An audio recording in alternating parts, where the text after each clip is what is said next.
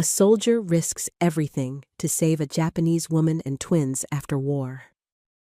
In the ashes of Okinawa, 1945, he finds her beaten in an infirmary, clutching two newborns marked with strange, star-shaped birthmarks.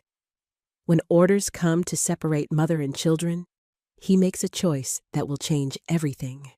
Under cover of dawn, he smuggles them away in an army wagon, forging papers and turning his back on duty, country, and everything he once believed in. But as they flee across war-torn islands, both American patrols and Japanese nationalists hunt them. The twins' birthmarks aren't just scars, they're symbols that powerful men will kill to possess. When the mission burning to the ground destroys their only sanctuary, they face a choice more impossible than war itself.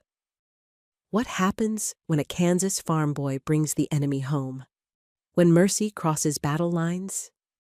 And in a world still bleeding from hatred, can love ever be enough to heal the deepest wounds? The afternoon sun beat down on Private Samuel Harper's neck as he walked the dirt path around the detention camp. September in Okinawa was hotter than any Kansas summer he'd known. Sweat ran down his back under his uniform, making the khaki cloth stick to his skin. Sam wiped his brow with his sleeve and squinted at the broken buildings ahead. The war had officially ended, but you couldn't tell by looking at this place. Crumbled stone walls stood like broken teeth against the sky.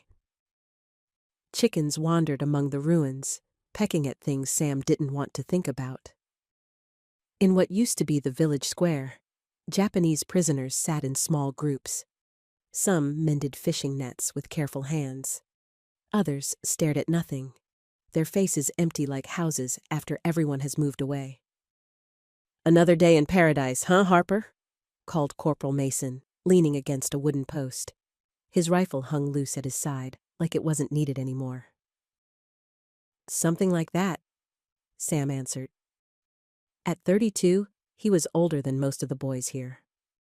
Back home, he'd be checking the wheat fields right about now, not guarding people who looked too tired to run away, even if they wanted to. Mason spat in the dirt. "Heard they're moving half these folks north tomorrow. Guess the brass figured out they ain't got nowhere to go anyway." Sam nodded, but said nothing. He'd been a farmer before the war, and farmers know when to save their words.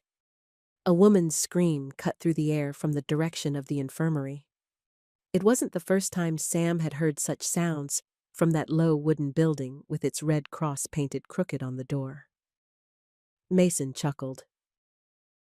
Doc must be having fun with his patients again. Something cold settled in Sam's stomach. What's that supposed to mean? "Come on, Harper. Spoils of war. Some of the boys figure a little comfort ain't too much to ask after what we've been through." Mason shrugged. "Not like anyone's counting heads around here." Sam tightened his grip on his rifle. "That ain't right. Since when does right matter?" Mason lit a cigarette. "War's over on paper, but you and I both know it ain't over in here." He tapped his temple with one finger. "We all did things, Sam. Things we ain't proud of."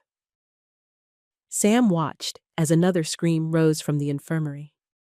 He thought about the farm back home, how his mother had raised him to believe that right was right, no matter what the world said.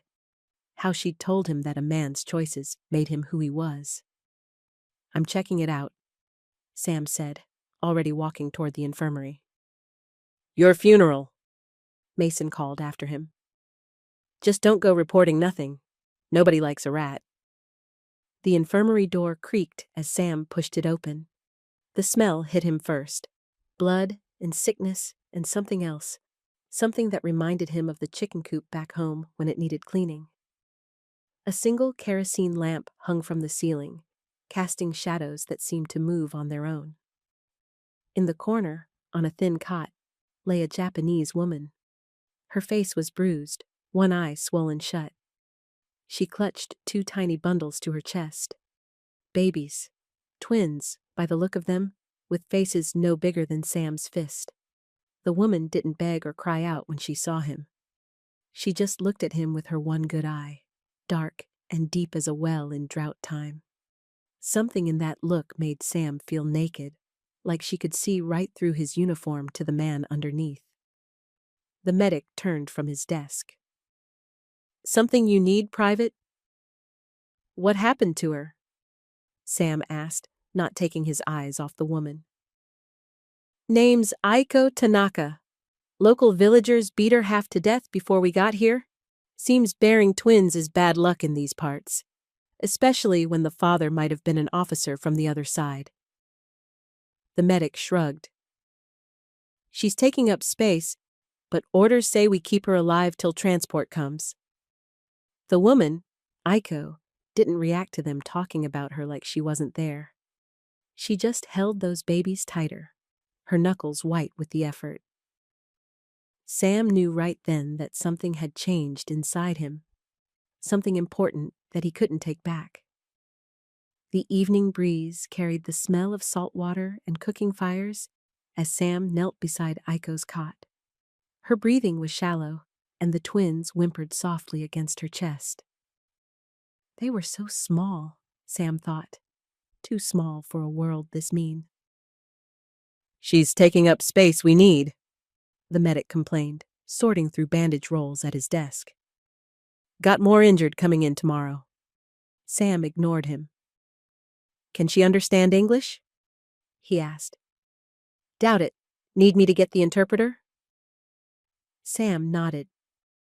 While the medic went to find help, he looked more closely at the babies. They had star-shaped birthmarks on their shoulders, identical marks that seemed to glow against their skin. The interpreter arrived a few minutes later, a thin man with glasses held together by wire. "Ask her what happened," Sam said. "Ask her why her own people would hurt her." The interpreter spoke softly in Japanese. Aiko's good eye flicked toward him, then back to Sam. She answered in a voice barely above a whisper. "She says she was married to a farmer," the interpreter explained. "When the Japanese army came through her village, an officer took advantage." He cleared his throat. "When she bore twins with the birthmark, villagers said it was the mark of shame. Her husband was killed in the fighting. The villagers beat her for bringing bad luck." Sam's jaw tightened. What's going to happen to them? The interpreter asked Aiko another question. Her answer made him frown. "She says the babies will be taken at dawn. Military policy is to separate mothers from children for transport north." "And the babies?" The interpreter looked uncomfortable. "Orphanage, maybe, if there's room. If not—" He didn't finish. Sam stood up, his hands balled into fists. "That ain't happening." Outside, he ran into his sergeant, a hard man with a face like old leather. "Harper," the sergeant barked, "you're not authorized to be in there." "Sir, there's a woman with 2 infants." "I know about the Jap woman." The sergeant cut him off. "Orders are orders, Private. Transport comes at dawn. You're not to interfere. That clear?" Sam stared at the ground. "Yes, sir." "Good. Get some rest. You're on wagon duty tomorrow." Sam walked away slowly, feeling the night wind cool against his face. Above him, stars filled the sky, the same stars that would be shining over Kansas right now, over the wheat fields and his mother's porch where she'd be sitting, wondering if her only son would ever come home. From the infirmary, he heard the babies cry again. It was a sound that cut through him like a knife. "Not tonight, Lord," he muttered, looking up at those faraway stars. "Not on my watch."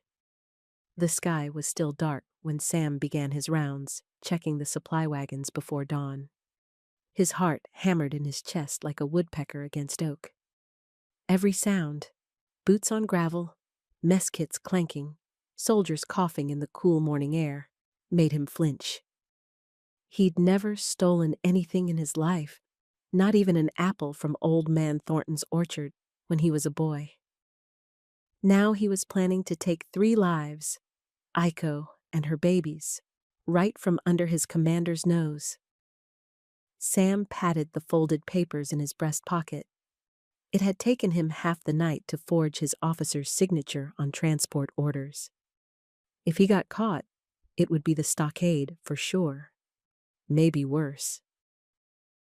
Worth it, he whispered to himself as he checked the wagon wheels. Lord, if you're listening, I could use some help. The camp was starting to wake up. Guards changed shifts, yawning and lighting cigarettes. Kitchen smoke rose from the mess tent. Sam kept his eyes on the infirmary door, waiting for his chance. It came when 3 officers headed to breakfast, drawing the guards' attention. Sam didn't run. Running would look suspicious. He walked calmly to the infirmary and slipped inside. Iko was awake, her eyes wide with fear as she watched the door. The babies were quiet, wrapped tight in thin blankets. "Come with me," Sam said, knowing she wouldn't understand the words, but hoping she'd understand his meaning. He pantomimed, lifting her onto a stretcher. She hesitated, clutching the twins closer.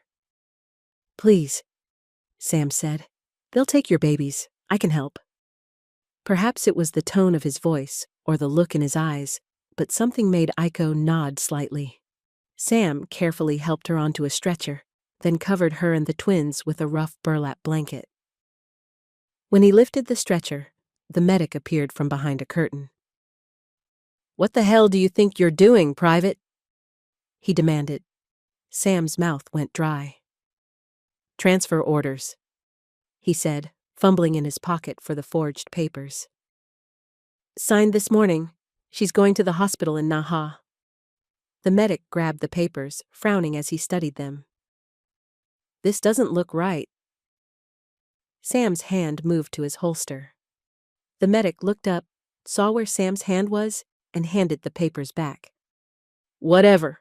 One less mouth to feed, but if anyone asks, I never saw you." Sam nodded and carried the stretcher outside, his legs feeling like water. He loaded it carefully onto the supply wagon he'd prepared, making sure the burlap covered all 3 of his passengers. As he climbed onto the driver's seat and took the reins, a guard called out, "Where you headed, Harper?" "Supply run," Sam answered, trying to keep his voice steady. "Back by noon." The guard waved him through the gate, and the wagon wheels began to turn on the dirt road. Sam didn't look back. He couldn't. Looking back might turn him to salt, like Lot's wife in the Bible. When they were a mile from camp, hidden by a curve in the road, Sam stopped the wagon and pulled back the burlap. Aiko blinked in the early morning light, her face pale but determined. "You're coming with me," Sam told her softly.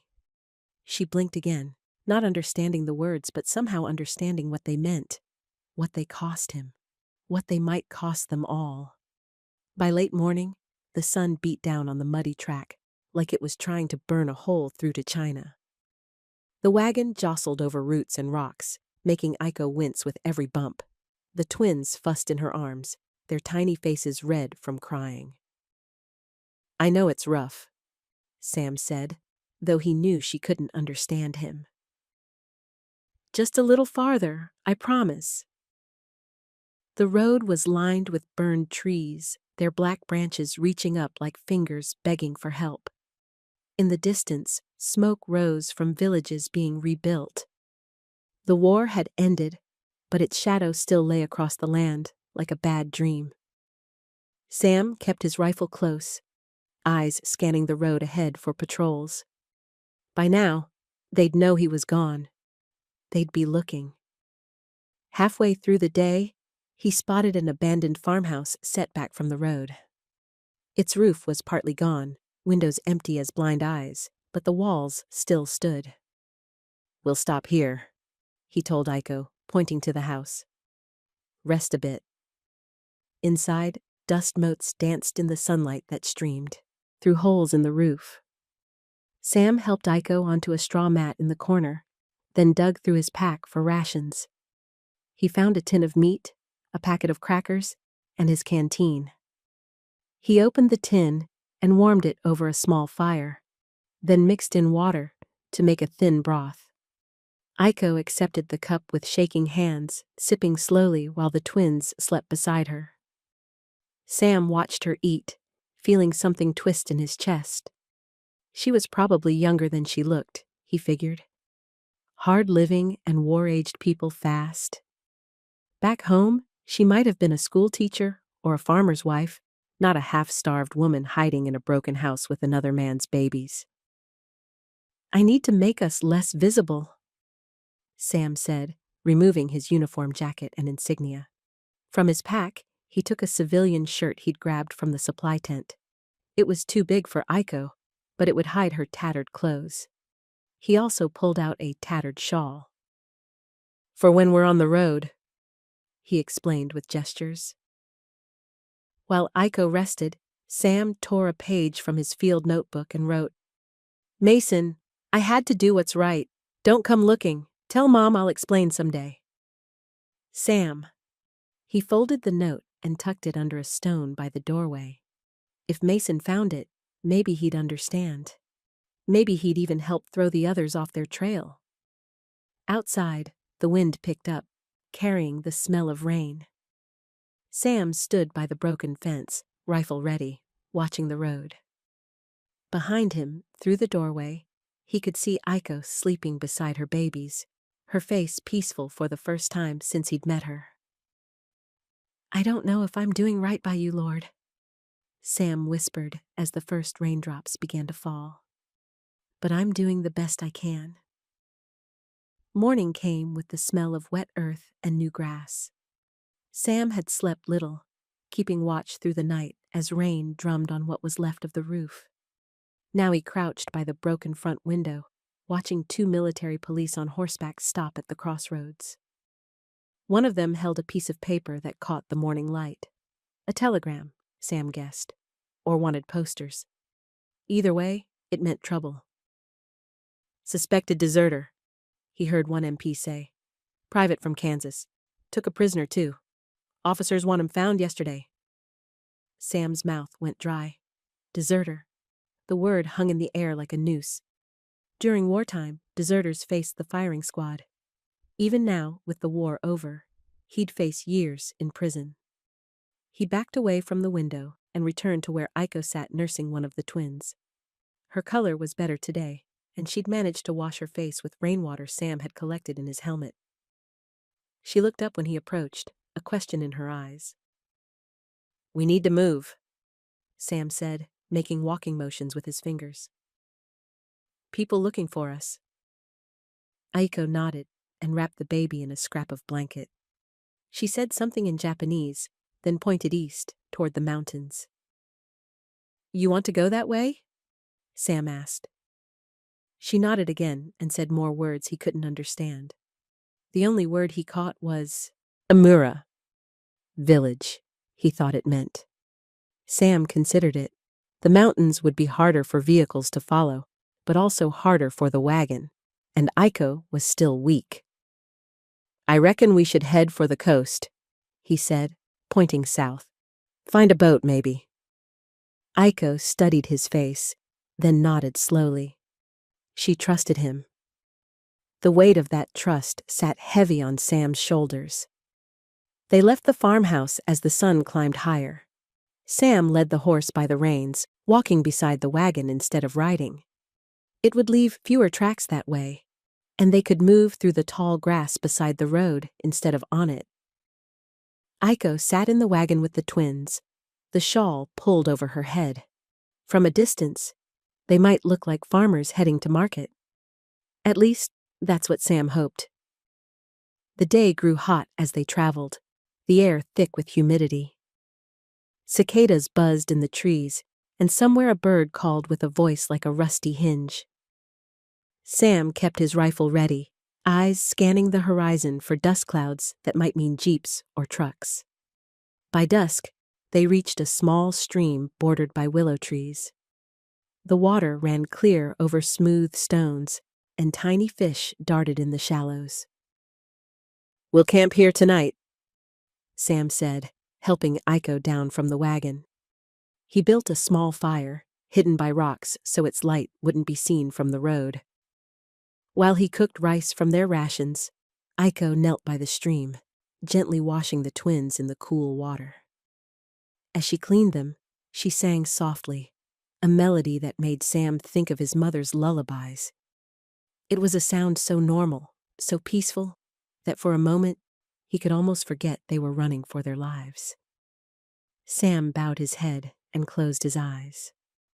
"Lord," he whispered, "I ain't much for asking favors, but these little ones need your help. Keep them safe. Keep her safe. And if there's trouble coming, let it find me first." When he opened his eyes, Aiko was watching him, the twins cradled against her chest. She said something soft in Japanese. Though he couldn't understand the words, he understood their meaning well enough. "Thank you." They set out at first light, following the stream south. The air was fresh after yesterday's rain, smelling of wet leaves and rich earth. Sam walked beside the wagon, alert for any sound that didn't belong. Around mid-morning, they came upon a small shrine set back among the trees. Its red gate stood crooked, and half the roof had collapsed, but incense still burned in a holder by the door. "Hello?" Sam called softly, rifle ready. "Anyone there?" A movement in the shadows made him raise his weapon, but what emerged was an old man with white hair and glasses held together with wire. He wore the tattered remains of what had once been a fine suit. "American," the old man said in accented English. "You are far from your base, soldier." Sam kept his rifle pointed at the ground but ready. "Who are you?" "I am called Toru. Once I taught English at Naha University. Now I am, what is your expression? A man without country." He peered at the wagon.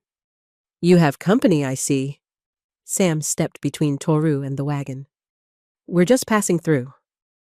Toru smiled sadly. "No need for fear. I have no love for armies, Japanese or American. I have seen too much death." He studied Sam's face. "You are running from your own people, yes?" "That's my business," Sam said stiffly. "Perhaps, but if you seek shelter, you may share my humble place." Toru gestured toward the shrine. "I have tea, real tea, not the American kind." Sam hesitated, then nodded. He helped Aiko down from the wagon, keeping himself between her and the old man until they were inside the shrine. The interior was surprisingly clean, with a small fire pit in the center and neat stacks of books along one wall. Toru busied himself with a kettle, his back to them as he spoke. "The woman, she is Japanese?" "Yes," Sam answered, watching the old man carefully. "And you help her." "Why?" Sam thought about it. "Because it's right." Toru nodded, as if this simple answer made perfect sense. "The babies are hers?" "Yes." "May I see them?" Sam looked at Aiko, who clutched the twins tighter. He shook his head. "Better not." Toru brought them cups of steaming tea, the liquid pale green and fragrant. "You should know," he said quietly. "There are others searching, not just Americans." Sam tensed. "What others?"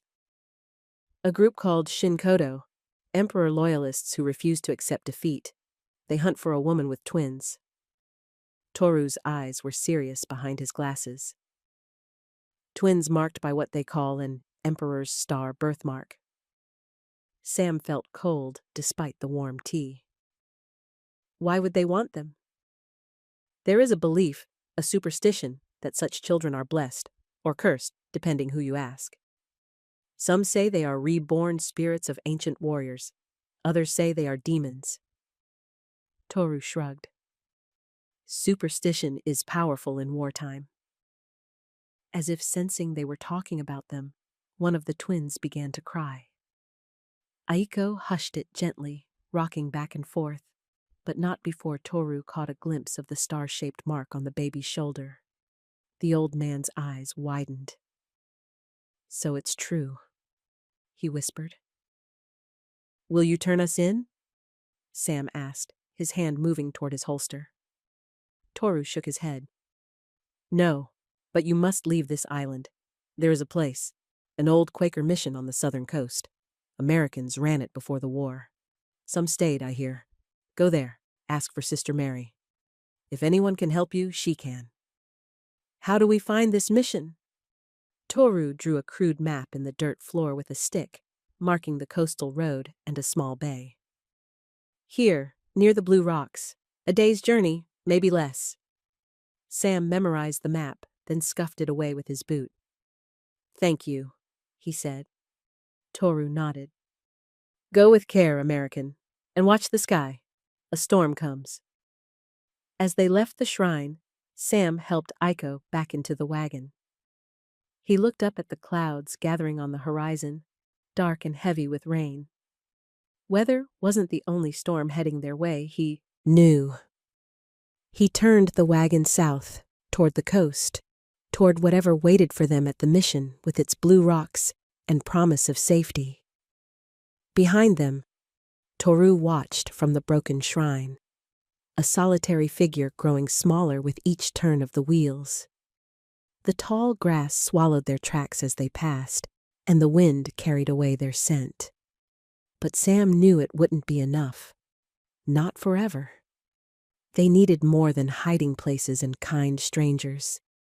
They needed a miracle. The afternoon sky turned the color of an old bruise. Dark clouds rolled in from the sea like angry fists.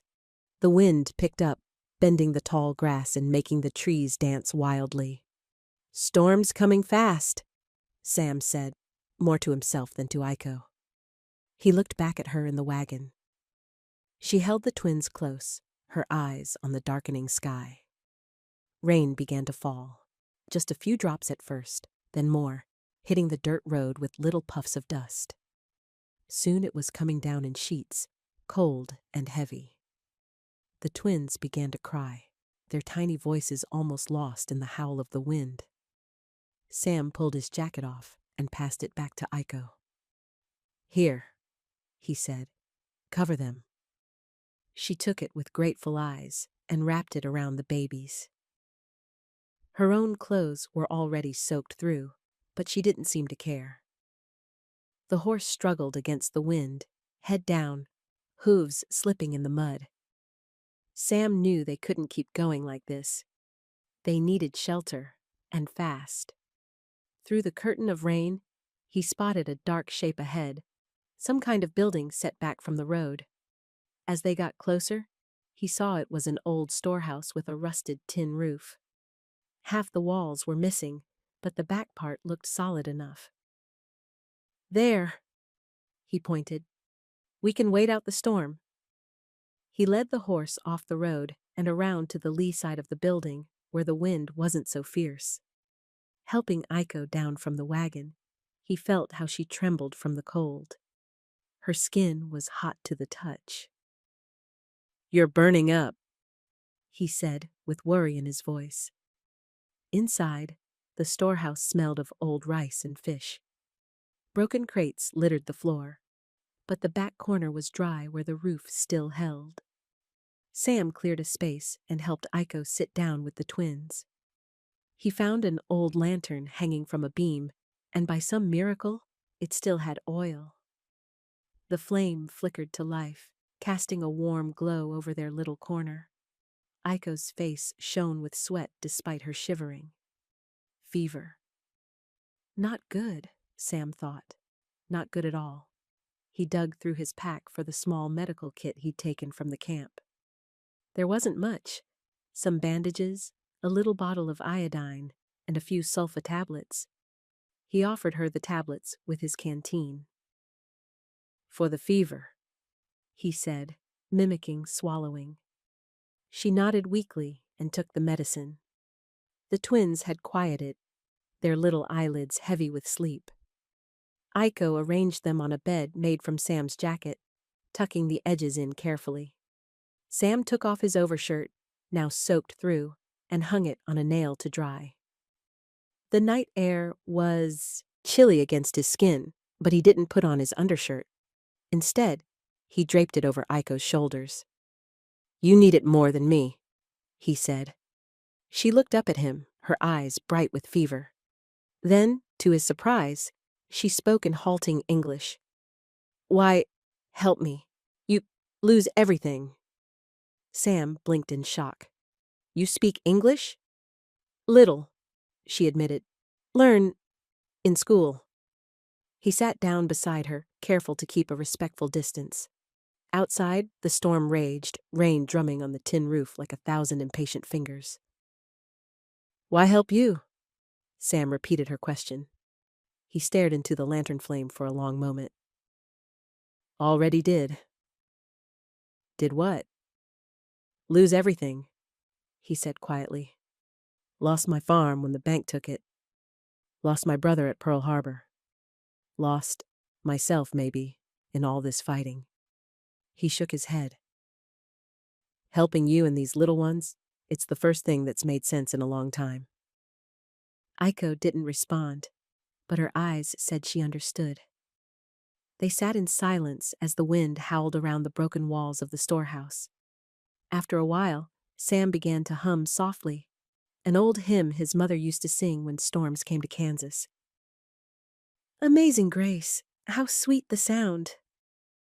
The familiar words brought comfort, even so far from home. When he looked over, Aiko's eyes had closed. Her breathing was more even now, her face peaceful in the lantern light. For the first time since he'd found her, she was sleeping without pain. Sam watched over her and the twins as the storm raged on, his rifle across his knees, ready for whatever morning might bring. Morning dawned clear and clean, like the world had been washed new. The rain had stopped, but water still dripped from leaves and pooled in the wagon tracks outside. The air smelled of wet earth and salt from the not-too-distant sea. Sam stepped outside to check on the horse and scout the road. No dust clouds, no engine sounds, just birds singing and the occasional plop of water falling from the trees. He filled his canteen from a rain barrel at the corner of the storehouse, the water tasting sweet and fresh. When he returned inside, Aiko was awake, nursing one of the twins. Her fever had broken during the night, and some color had returned to her cheeks. "Better?" he asked.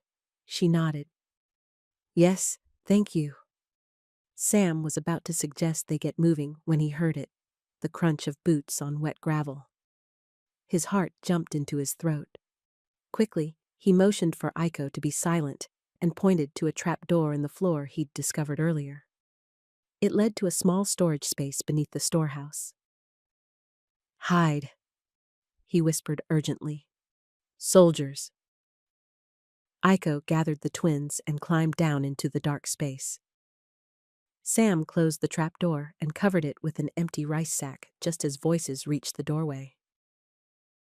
"Hey, anybody in here?" 2 American soldiers stood at the entrance, rifles at the ready. They wore the clean uniforms of men who hadn't been in country long. Military police, Sam guessed. He stepped forward, keeping his hands visible. "Just me," he said. The soldiers trained their weapons on him. "Identify yourself," the taller one ordered. Sam thought fast.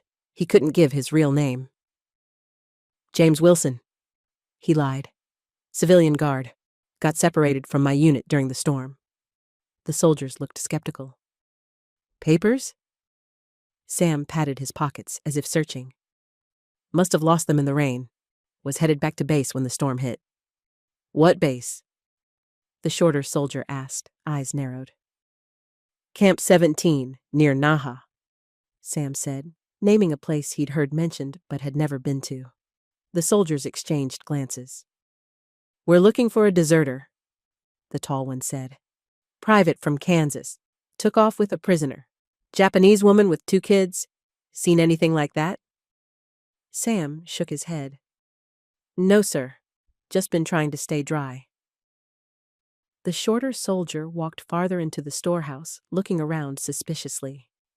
His bootsteps paused right over the trapdoor. Sam held his breath. "Orders came down this morning," the tall soldier continued. "Shoot on sight. This guy's considered dangerous." "That right?" Sam kept his voice casual. "What did he do?" "Besides desert? Forged orders, assaulted a medic. Word is he might be working with local rebels." The tall soldier spat on the ground. "Some people forget whose side they're on." The shorter soldier rejoined his partner. "Place is clear. Just junk." "You got transport?" the tall one asked Sam. "Horse and wagon outside. Was just about to head out." The soldier nodded. "We'll escort you back to the main road. Don't want civilians wandering around alone with rebels in the area." Sam had no choice but to agree. He gathered his few belongings, heart pounding as he stepped over the trap door where Aiko and the twins hid. Outside, he made a show of checking the wagon and horse while the soldiers waited impatiently. As he adjusted the harness, he whispered to the horse, "Be back soon. Take care of them." The soldiers led him down the muddy track to where a jeep waited at the main road. 3 more MPs sat inside, looking bored. "Found this civilian at the old storehouse," the tall soldier reported to a sergeant in the jeep. "Says he's from Camp 17. The sergeant looked Sam up and down. "Camp 17, huh? Funny, I just came from there. Don't recall seeing you." Sam's mouth went dry. "I work nights mostly. Supply detail." The sergeant stared at him a moment longer, then shrugged. "Whatever. We're not looking for stragglers. We're after the deserter. You seen any wagons on the road heading south?" "No, sir," Sam said. "Just been hunkered down since yesterday." The sergeant grunted. "All right, get back to your camp. Area's not secure." Sam saluted, then headed back up the track toward the storehouse, forcing himself to walk at a normal pace until the jeep pulled away. Once they were out of sight, he ran back to the storehouse, fear making his heart hammer. What if another patrol had come while he was gone? What if Aiko had tried to flee? On her own? He burst through the doorway. "Aiko!" The trap door creaked open and her face appeared, pale but unharmed. The twins were quiet in her arms. "They gone?" she asked. "For now." Sam helped her climb out. "But we need to move fast. They're looking everywhere." As Aiko settled into the wagon with the twins, she reached out and touched Sam's hand. Her fingers were small against his work-roughened palm. "You not tell them. You save again." Sam squeezed her hand gently. "We're in this together now." Outside, the sun had burned away the last of the morning mist. Birds sang in the trees, and somewhere in the distance, waves crashed against the shore. They were getting closer to the coast, closer to Sister Mary's mission and whatever waited for them there. Sam checked his rifle, then climbed onto the wagon seat. As they pulled away from the storehouse, Aiko pressed her forehead to the back of his hand in a gesture of deep respect. "You good man, Sam Harper," she said softly. He looked away, embarrassed by the simple truth in her words. Outside, sunlight broke through the clouds, painting the wet world in gold. Late morning sun warmed their backs as the wagon rumbled south. The air hung thick with humidity, making Sam's shirt stick to his skin. After the close call with the soldiers, they'd left the main road, following instead a narrow track that wound through abandoned rice fields. Aiko walked beside the wagon now, stronger than she'd been just a day before. She pointed to wooden sticks standing in the flooded fields, each topped with small bundles of straw or bits of cloth. "Omamori," she explained. "Good luck charm. Farmers put, hope good rice grow." Sam nodded. "Back home, some folks put scarecrows in the corn for luck. My ma always said hard work was the only charm a farmer needed." Aiko smiled at that. It was the first real smile he'd seen from her, and it changed her whole face, making her look younger, almost pretty, despite the fading bruises. "Your mother is wise, woman," she said. "She is that," Sam agreed. "Raised me and my brother after Pa died. Kept the farm going through dust storms and hard times." "You miss home," Aiko observed. Sam thought about the wheat fields of Kansas, golden under the summer sun. The creek where he'd fished as a boy. The small white church where his family had sat every Sunday for generations. "Every day," he admitted. "What about you? You got family somewhere?" Aiko's smile faded. She was quiet for so long, Sam thought she wasn't going to answer. Finally, she said, "I teach school, before war. Have small house near sea. Parents die long time ago. No brothers, no sisters." "The interpreter, Toru, he said you were married?" Pain flickered across her face. "Husband farmer, good man. Japanese soldiers come, take food. He tries stop them, they kill him." Sam didn't know what to say to that. "I'm sorry," seemed too small for such a huge loss. Instead, he asked, "What did you teach? At your school?" "English," she said, surprising him again. "And music. I love songs." That explained how she understood him better than he'd first thought. Her English wasn't perfect, but it was better than he'd given her credit for. "Would you teach me some Japanese?" he asked. "Might come in handy." So as they traveled, Aiko taught him simple phrases. "Hello," and "thank you," and "which way to the sea?" Sam repeated the strange sounds, making Aiko laugh at his pronunciation. In return, he told her about Kansas, about fields of wheat that looked like an ocean when the wind blew across them, about harvest time and barn dances and church picnics, where his mother's apple pie always won first prize. The twins slept in the wagon, lulled by the motion. Sometimes they woke crying, and Aiko would stop to feed them or change the scraps of cloth she used for their diapers. Sam always turned away at those times, giving her privacy. As the day wore on, the land began to change. The fields gave way to low hills covered with scrubby pines, and beyond them, Sam caught glimpses of blue, the sea. By sunset, they reached a ridge overlooking a small bay. Below, the water shone like hammered gold in the dying light. And there, nestled among the trees, stood the remains of a torii gate, a red arch marking a sacred place.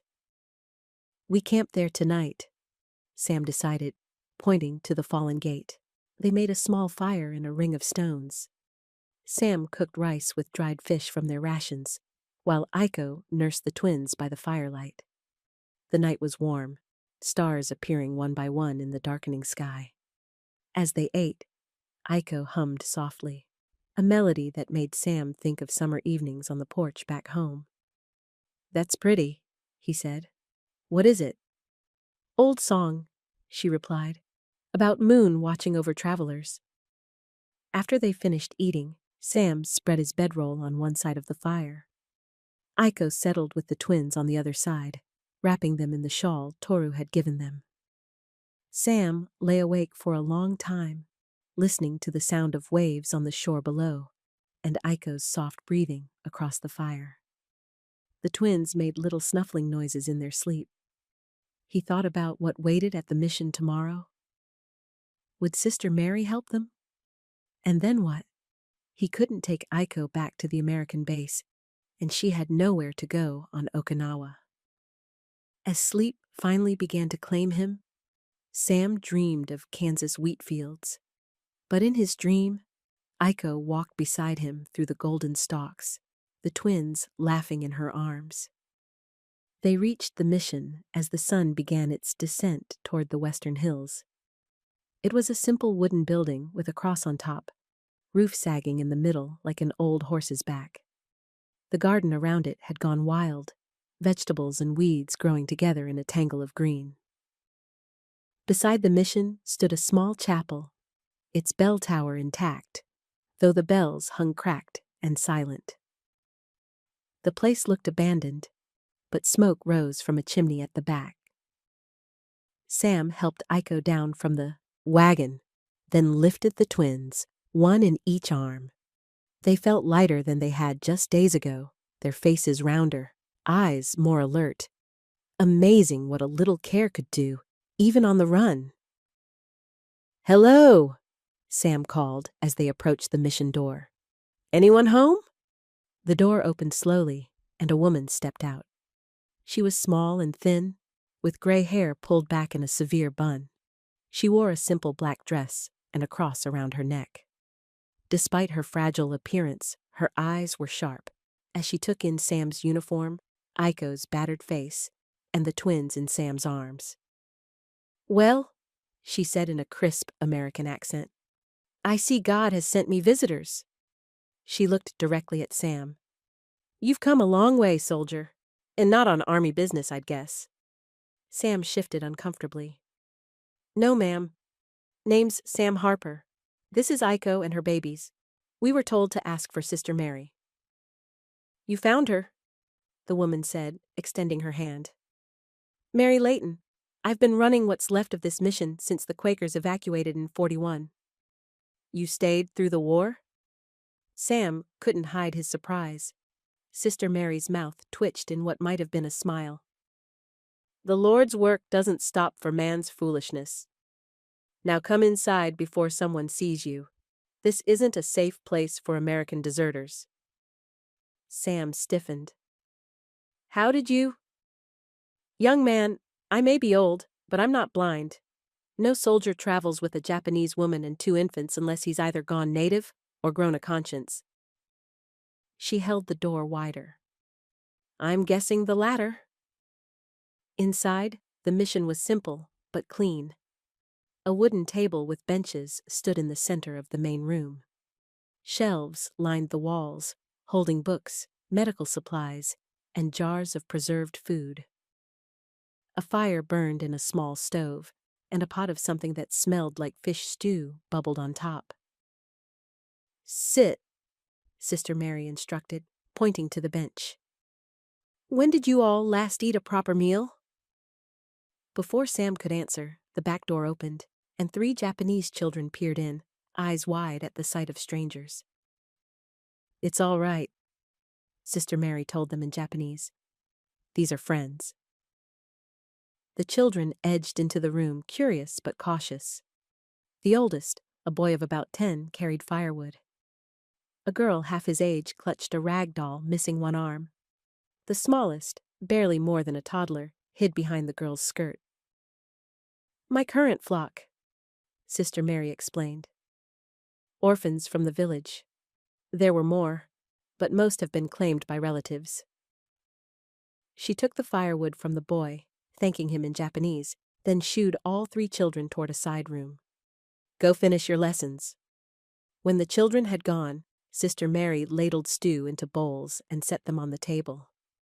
"Eat," she said. "Then you can tell me why the American military and the Japanese nationalists both want those babies." Sam nearly choked on his stew. "How do you know about that?" "News travels, even to old nuns in forgotten missions." She nodded toward Iko, who was trying to eat while holding both twins. "May I?" Iko hesitated, then allowed Sister Mary to take one of the babies. The nun cradled the infant with practiced ease, examining the star-shaped birthmark on its shoulder. "The Emperor's star," she murmured. "I've heard the stories." "Are they true?" Sam asked. Sister Mary shrugged. "People believe what they need to in hard times. These babies are special because they're innocent, not because of marks on their skin." She looked at Sam over the top of the baby's head. "What do you plan to do with them, Private Harper?" Sam set down his spoon. "Keep them safe. Beyond that—" He shook his head. "I haven't thought that far ahead." "And you, my dear?" Sister Mary asked Iko. "What do you want?" Iko looked down at the twin in her arms. "Peace. she said simply. For them to live? Sister Mary nodded, as if this answer satisfied her. You'll stay here tonight. Tomorrow we can discuss what comes next. She handed the baby back to Aiko. If God brought you here, there's a reason. Later, after Aiko and the twins had been settled in a small room at the back of the mission, Sam knelt in the chapel. Candles flickered on the altar, casting long shadows on the wooden walls. He wasn't much for praying out loud, but the words came anyway. Thank you, Lord, for bringing us this far, for Sister Mary, for this place. He swallowed hard. They're safe now. That's all I wanted. He didn't hear Sister Mary enter, but suddenly she was there, her hand light on his shoulder. The journey isn't over yet, Sam Harper, she said softly. But yes, for tonight, they are safe, and so are you. Sam nodded, too tired and too grateful for more words. Outside, the mission bell hung silent in the night, but somewhere in the distance, waves crashed against the shore. The sound reminded Sam of wheat rustling in a Kansas wind, a sound like coming home. The days at the mission fell into a pattern, each one bleeding into the next like watercolors on wet paper. Sam repaired the roof, his hammer's rhythm a constant during daylight hours. Sister Mary taught the orphans their lessons and tended a small clinic for villagers who still remembered her kindness during the war. And Aiko bloomed like a flower after a long drought. Color returned to her face. Her English improved as she helped Sister Mary with the children, teaching them simple songs in both languages. The twins grew stronger too, their cries more demanding, their grips tighter when they clutched Sam's finger with tiny hands. They like you, Aiko told him one evening as he dandled them on his knee. See how they smile? Sam looked down at their round faces. One of them, the boy, he thought, made a gurgling sound that might have been a laugh. Reckon they're just happy to be safe, he said. Aiko shook her head. They know. Who saved them? Sam felt his ears grow warm at the praise.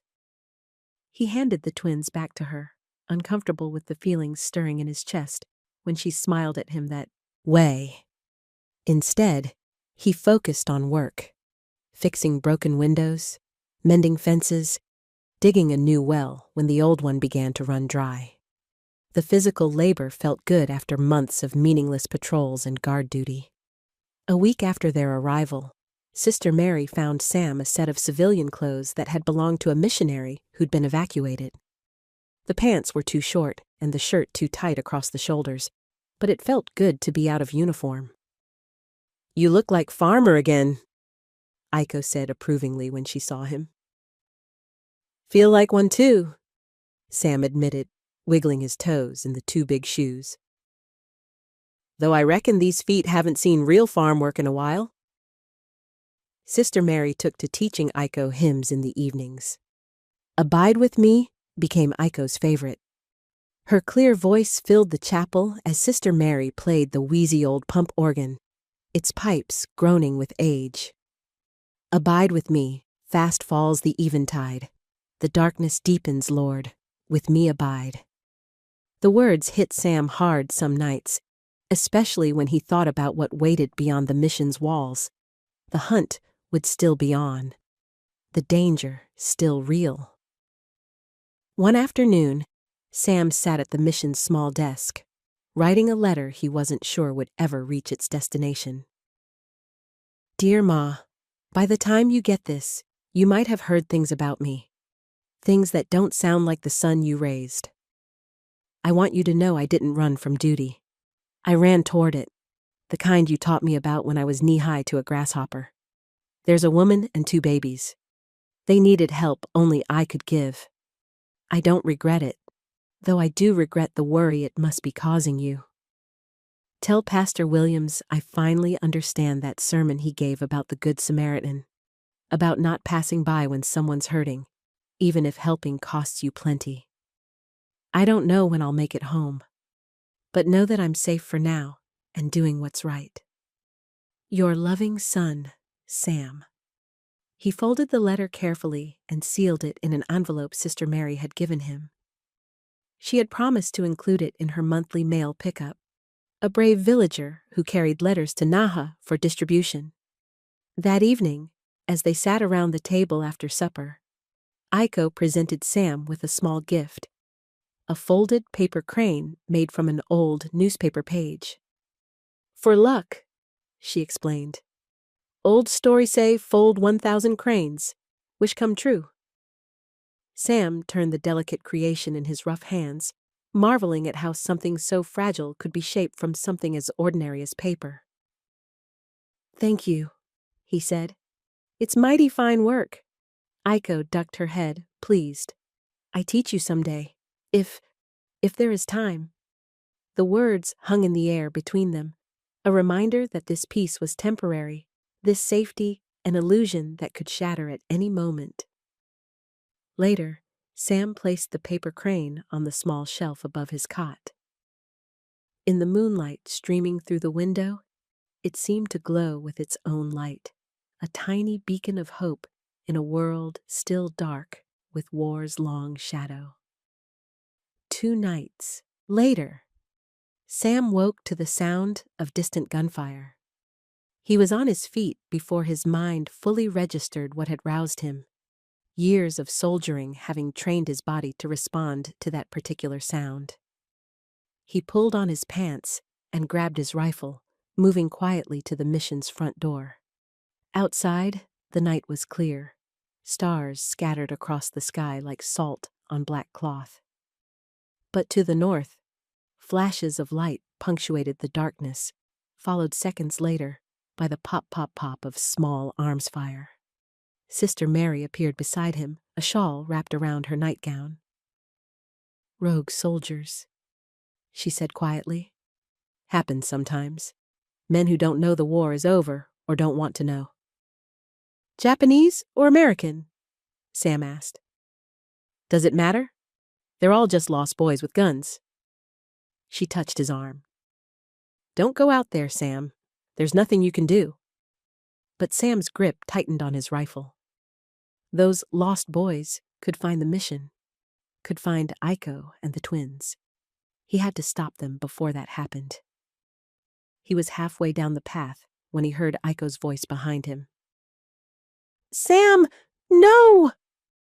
He turned to find her standing in the moonlight. One of the twins clutched to her chest. Her face was pale with fear. Go back inside, he told her. I need to make sure they don't come this way. Aiko shook her head fiercely. No fight, please. You saved us by mercy, not gun. Sometimes a gun is all that stands between good folks and those who'd harm them, Sam argued. And sometimes, Sister Mary said, joining them on the path, a gun just makes more orphans. She looked pointedly at the baby in Aiko's arms.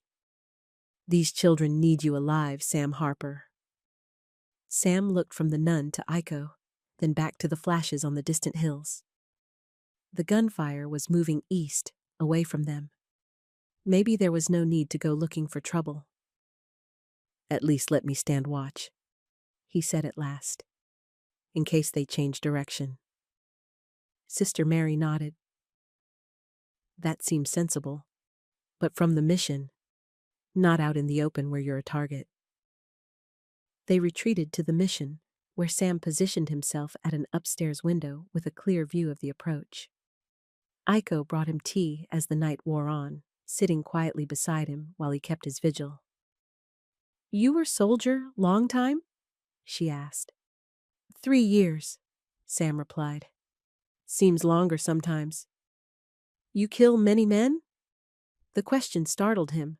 No one had asked him that before, not so directly. Some, he admitted. In battle. Never up close if I could help it. He sighed. My brother Michael was the real soldier. Died at Pearl Harbor first day of the war. I joined up to, I don't know.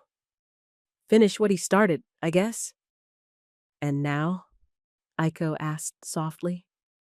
Sam watched the last flashes of gunfire disappear over the eastern hills. Now I'm tired of finishing things. Tired of ending lives instead of building them. They sat in silence until dawn painted the sky in shades of pink and gold. The twins woke hungry, and Aiko went to feed them, leaving Sam alone with his thoughts. When she returned, both babies fed and changed. The sun had fully risen.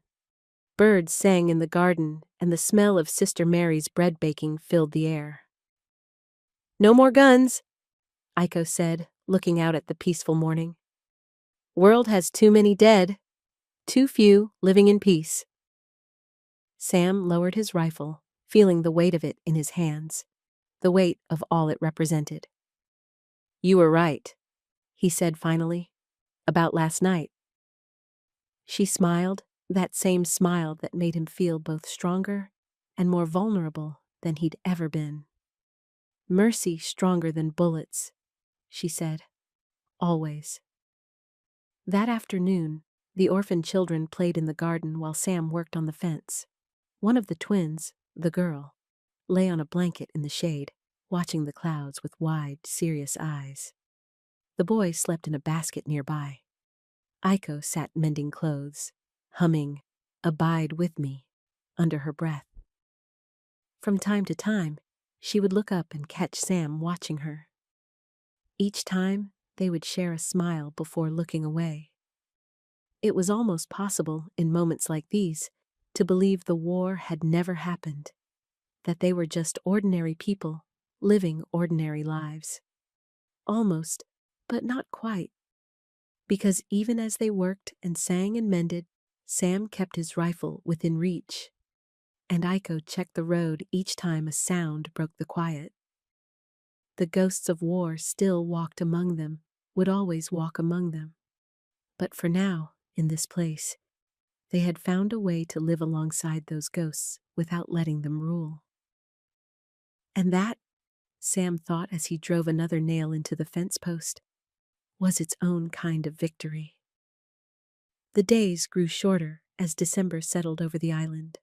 Mornings brought frost that melted by midday, and evenings came with a chill that made the mission stove a gathering place.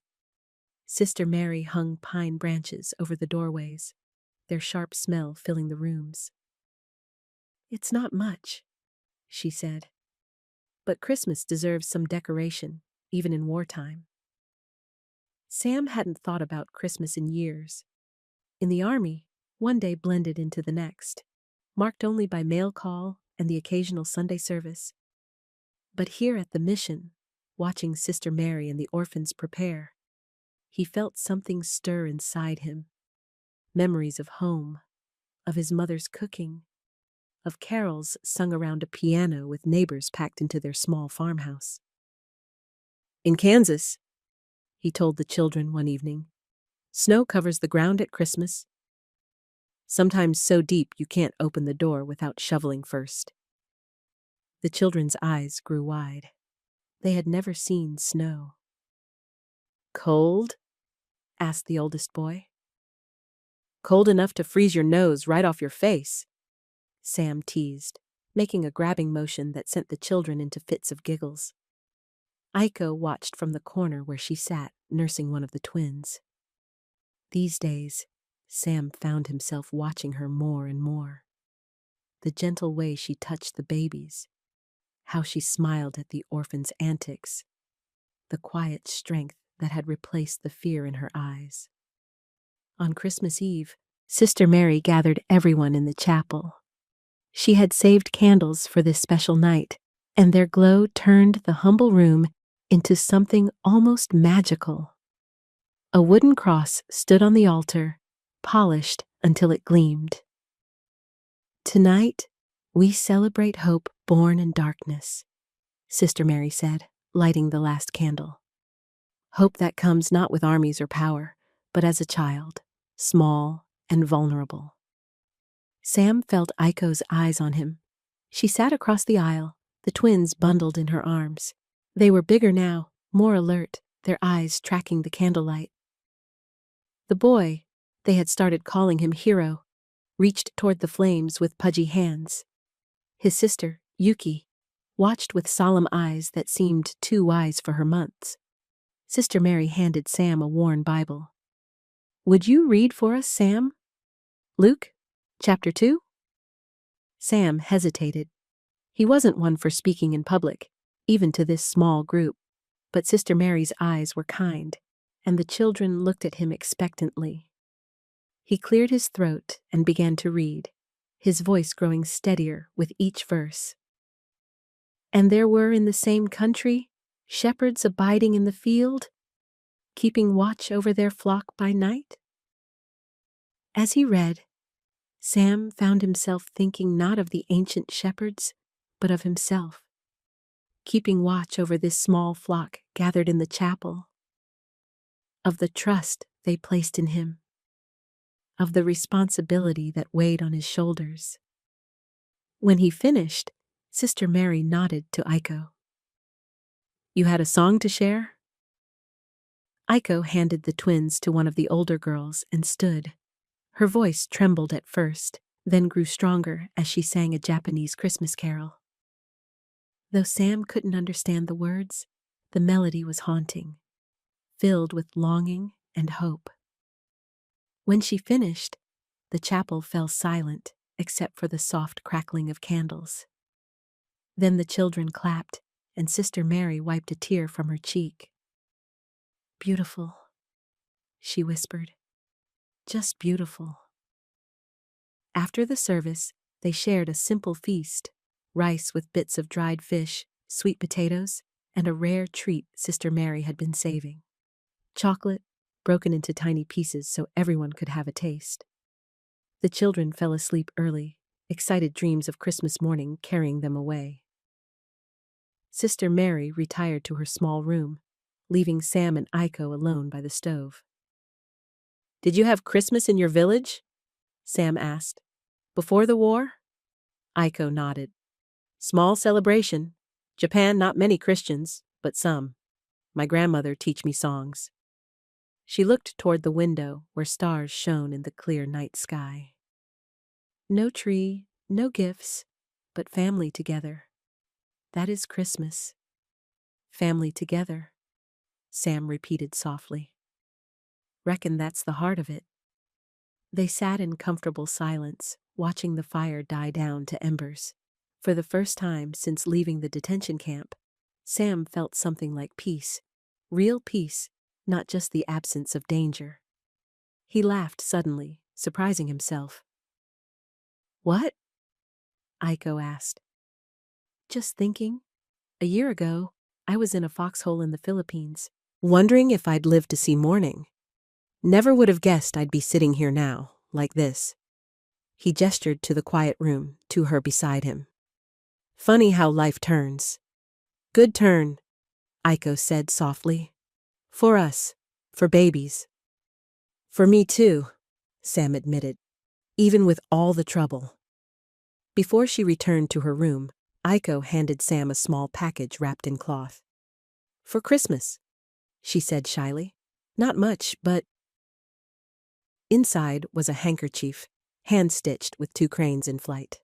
The thread was red, the only color she'd been able to find, and the stitches were tiny and perfect.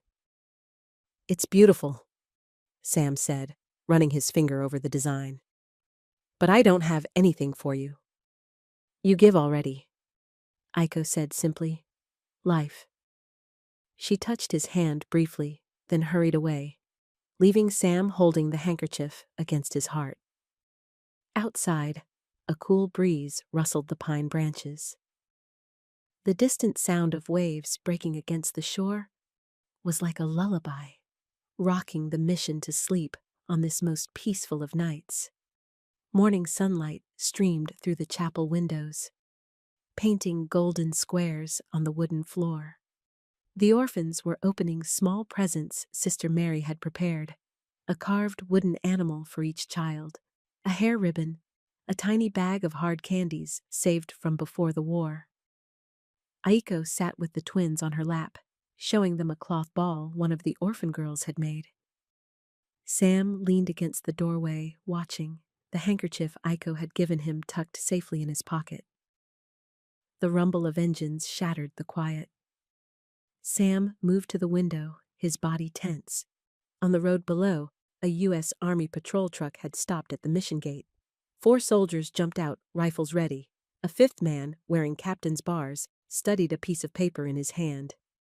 "Sister Mary," Sam called, keeping his voice low and steady. "We've got company." The nun joined him at the window. "Military police," she said grimly. "I was afraid this might happen." Sam turned to Aiko, who had gone pale, clutching the twins closer.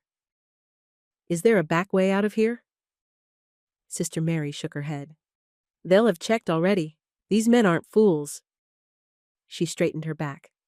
"Let me speak to them first. Perhaps I can reason with them." "And if you can't?" Sam asked. "Then we pray," she said simply. She went outside to meet the patrol. Through the window, Sam watched as she spoke to the captain, her hands moving in graceful emphasis. The captain shook his head. 2 soldiers moved past her toward the mission door. "Aiko," Sam said urgently, "take the twins to the root cellar. There's a space behind the potato bins. Hide there." She started to protest, but Sam cut her off. "Please, do it for them." As Aiko hurried away with the babies, Sam turned to the orphans. "Go to your room and stay quiet," he told them. "Everything will be all right." The door burst open. 2 soldiers entered, rifles pointed at Sam's chest. Behind them came the captain, a hard-faced man with cold eyes. "Private Samuel Harper?" he demanded.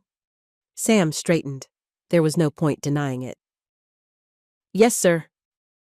"Captain Reynolds, military police. You're under arrest for desertion, theft of military property, and aiding the escape of enemy prisoners." Sister Mary pushed her way between the soldiers. "This man has done nothing wrong. He saved innocent lives." Captain Reynolds ignored her. "Where is the Japanese woman and the infants, Private?" "Gone," Sam lied. "Sent her north days ago. She has family there." The captain's eyes narrowed. "Search the building," he ordered his men. "Every room, every closet." "This is a house of God," Sister Mary protested. "You have no right." "This is a military zone, sister," Reynolds cut her off. "And we have every right." He turned back to Sam. "Your little stunt caused quite a stir, Harper. Forged papers, assaulting a medic." "I never hurt anybody," Sam said. "Tell that to the court-martial." Reynolds nodded to one of his men, who produced handcuffs. The search didn't take long. The mission was small, and there weren't many hiding places. When the soldiers reached the root cellar, Sam held his breath, praying the space behind the bins would remain undiscovered. His prayer went unanswered. "Captain, down here!" a voice called. Moments later, the soldiers emerged with Aiko between them, a twin clutched in each arm. Her face was a mask of fear, but she held her head high. "Well, well," Reynolds said. "So much for gone north." "Please," Sam stepped forward, only to be pushed back by a rifle barrel. "They're innocent. The babies are just infants. Let them be." "Orders are orders, Private." Reynolds gestured to his men. "Take them all. The woman and infants are to be processed as POWs." Sister Mary grabbed the captain's arm. "This is inhuman. They're children." Reynolds shook her off. "Step back, sister. I respect your position, but this is military business." He looked at Sam with something like pity. "You should have stayed at your post, Harper. Now you've ruined your life for nothing." As the soldiers led them outside, Sam caught Aiko's eye. Tears streamed down her face, but there was something else there too, a fierce determination. "Sam!" she cried as they loaded her into the back of the truck. "Promise come!" "I will!" he shouted back, straining against the hands that held him. "I promise!" The last thing Sam saw before they shoved him into the truck was Sister Mary standing in the mission doorway. The orphans clustered around her skirts, all of them watching with wide, frightened eyes. As the truck pulled away, Sam felt the handkerchief against his heart. 2 red cranes in flight, a promise he had to keep, no matter the cost. Rain pounded the metal roof of the stockade, a drumbeat that matched the throbbing in Sam's head. 2 days had passed since they'd dragged him from the mission. 2 days of questioning that left him bruised and exhausted. His cell was small, 6 steps across, 8 steps long, with a narrow cot bolted to the wall and a bucket in the corner for necessities. Through the barred window, he could see other buildings of the military prison near Naha, all of them gray under the monsoon sky. Sam sat on the edge of the cot, head in his hands. He had told them nothing about Sister Mary, nothing that might bring trouble to the mission. But he had asked, again and again, about Iko and the twins. Where were they? Were they being cared for? Could he see them? The guards had just laughed. One had said, "Jap lover," and spat on the floor. The door at the end of the corridor clanged open. Sam didn't look up, expecting another round of questioning. Instead, a gentle voice said, "Private Harper?" A chaplain stood outside the cell, rain dripping from his poncho. He was older than most of the men Sam had seen in uniform, with kind eyes behind wire-rimmed glasses. "I'm Chaplain Davis," the man said. "Mind if I come in?" Sam shrugged. The guard unlocked the cell door, then stepped back, warning, 15 minutes, Padre. No more." The chaplain sat beside Sam on the cot. For a long moment, he said nothing, just watched the rain splash against the window. "They say you deserted," he finally said. "Stole a Japanese woman and her children from the detention camp." "I saved them," Sam corrected. "They were going to separate them. The babies weren't even a month old." The chaplain nodded slowly. "Tell me what happened. All of it." So Sam did. He told about finding Iko beaten in the infirmary, about the forged papers and the escape, about Toru and Sister Mary and the brief peace they'd found at the mission, about Christmas Eve and the handkerchief with 2 red cranes that they'd taken from him along with everything else. When he finished, the chaplain was quiet for a long time. "You know what you did was against military law," he said finally. "Yes, sir." "But you felt it was the right thing to do?" Sam looked up. "Not felt, sir. Knew. Some things are just plain wrong, and splitting up a mother and her babies is one of them. Don't matter what uniform she wears or what language she speaks." The chaplain smiled slightly. "You sound like my father. He was a preacher in Alabama. Used to say God's law trumps man's every time." "Something like that," Sam agreed. "What you did took courage," the chaplain said. "Foolish courage, maybe, but courage all the same." He sighed. "I can't promise you anything, son. The charges are serious. But I'll speak to the review board on your behalf. And I'll contact the Red Cross about the woman and her children." Hope flickered in Sam's chest. "You'd do that?" "It's my job to care for souls, Private Harper. All souls." The chaplain stood as the guard rattled the keys, signaling the end of the visit. "I'll be back tomorrow. We'll pray together." After the chaplain left, Sam felt lighter than he had in days. Someone was listening. Someone believed him. That night, as he lay on his cot, listening to the rain, he heard snatches of conversation from the guards in the corridor.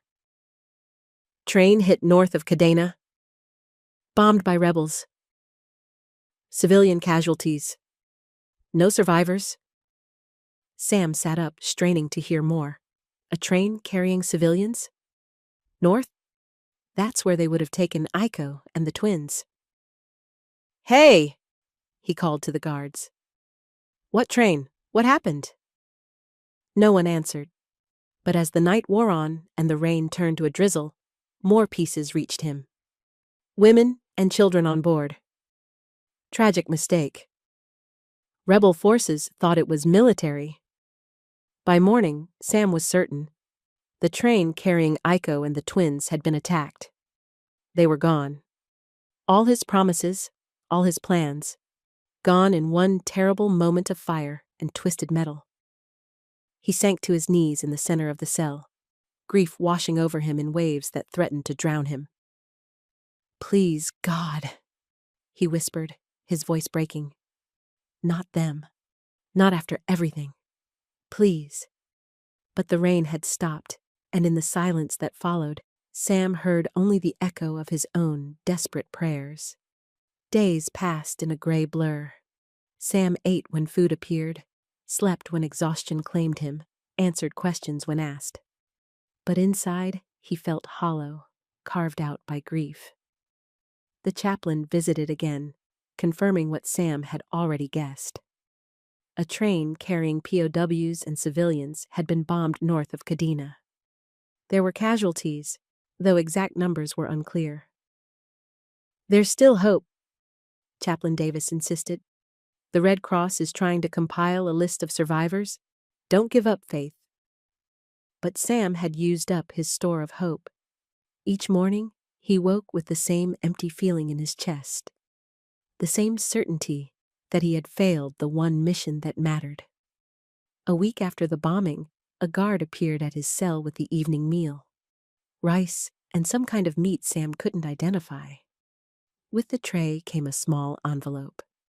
"Mail for you, Harper," the guard said, pushing it through the bars.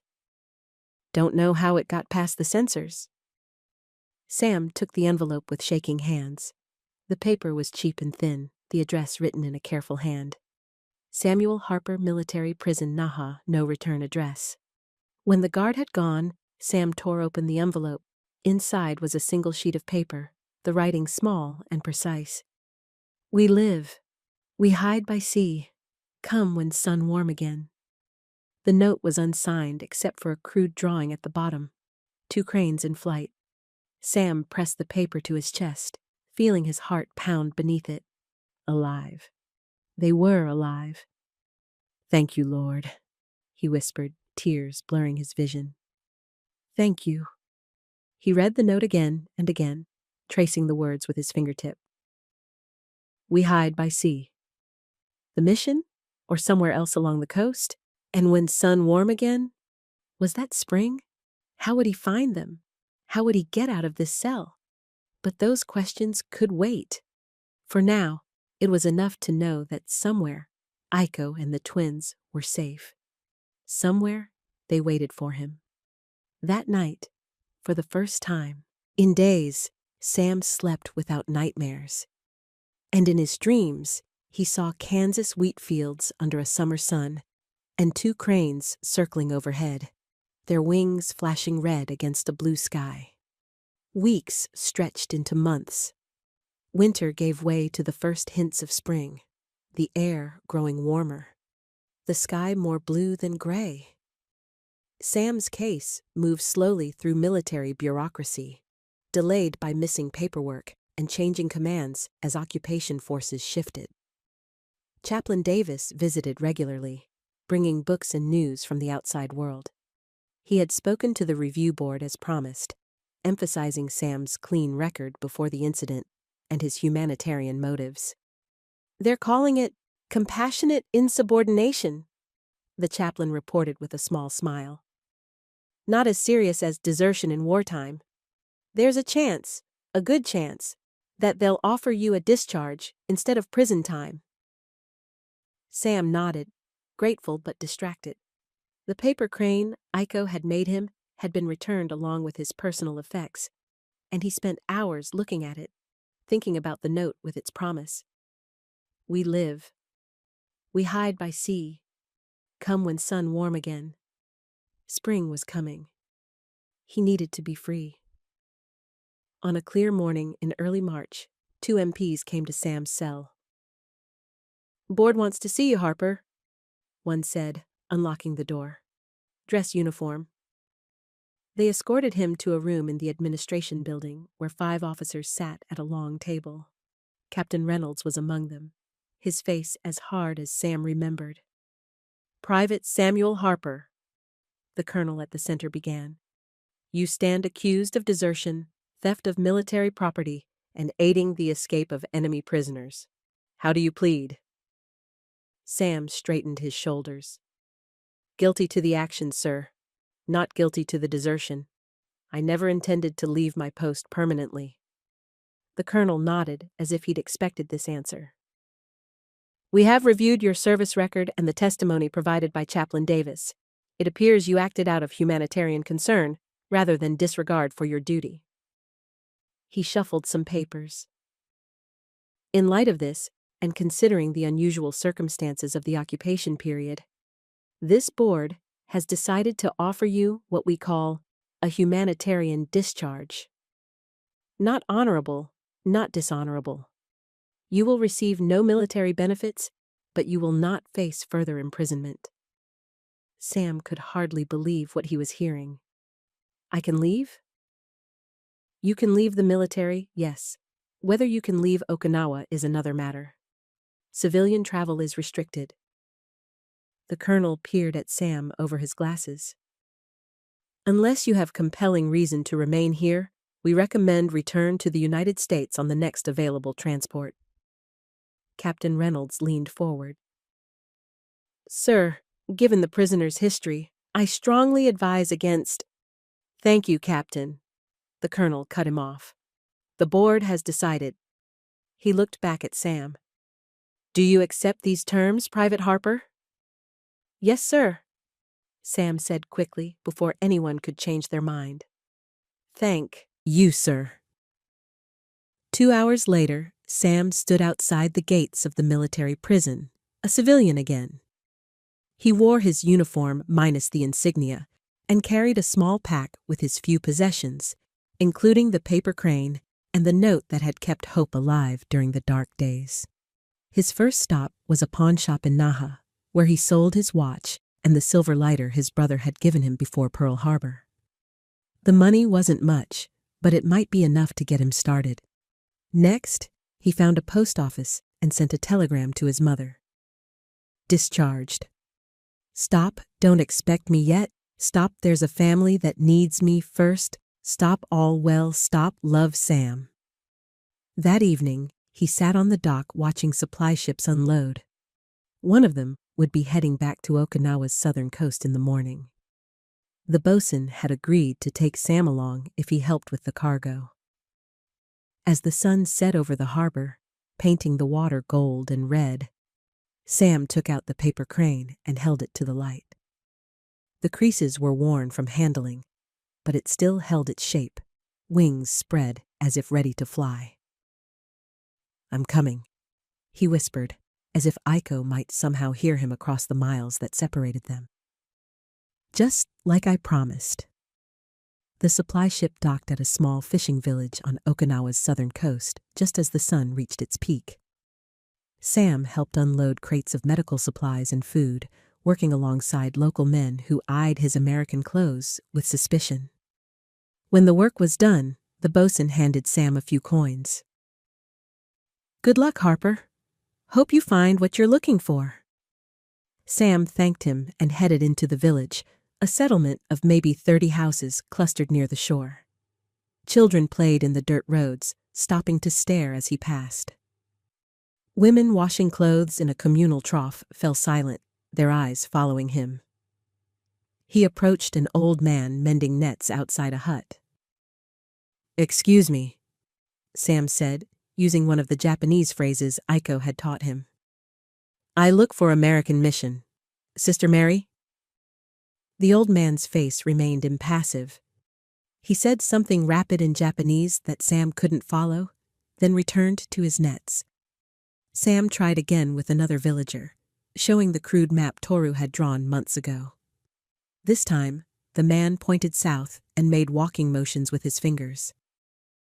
"Thank you," Sam said, bowing slightly as he'd seen Aiko do.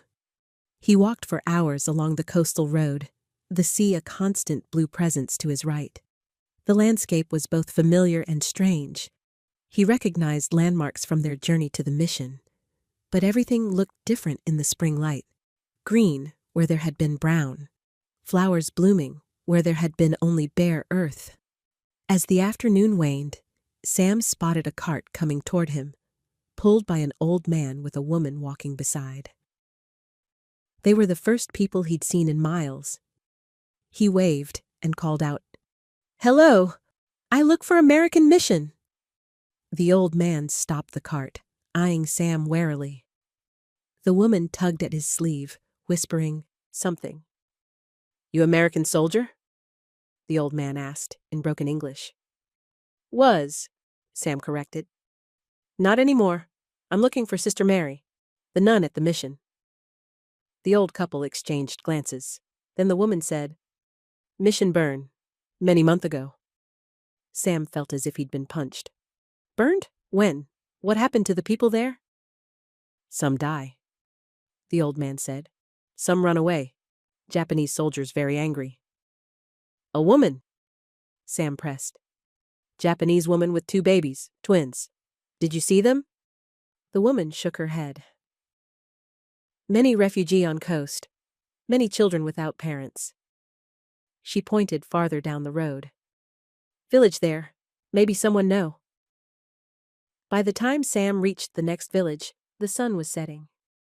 This settlement was larger, with a small market and what looked like a makeshift clinic set up in a tent. People moved about their evening routines. Cooking fires were being lit. Children called in from play.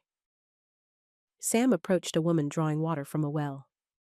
"Please," he said, showing her the paper crane. "I look for woman who make this. Japanese woman with twin babies." The woman studied the crane, then shook her head. "Not know." Sam tried again with an elderly man sitting outside a hut. Then with a group of children playing with a ball made of rags. No one knew anything, or if they did, they weren't telling the American stranger. As darkness fell, Sam found himself at the edge of the village, looking out at the silhouette of the ruined mission on a distant hill.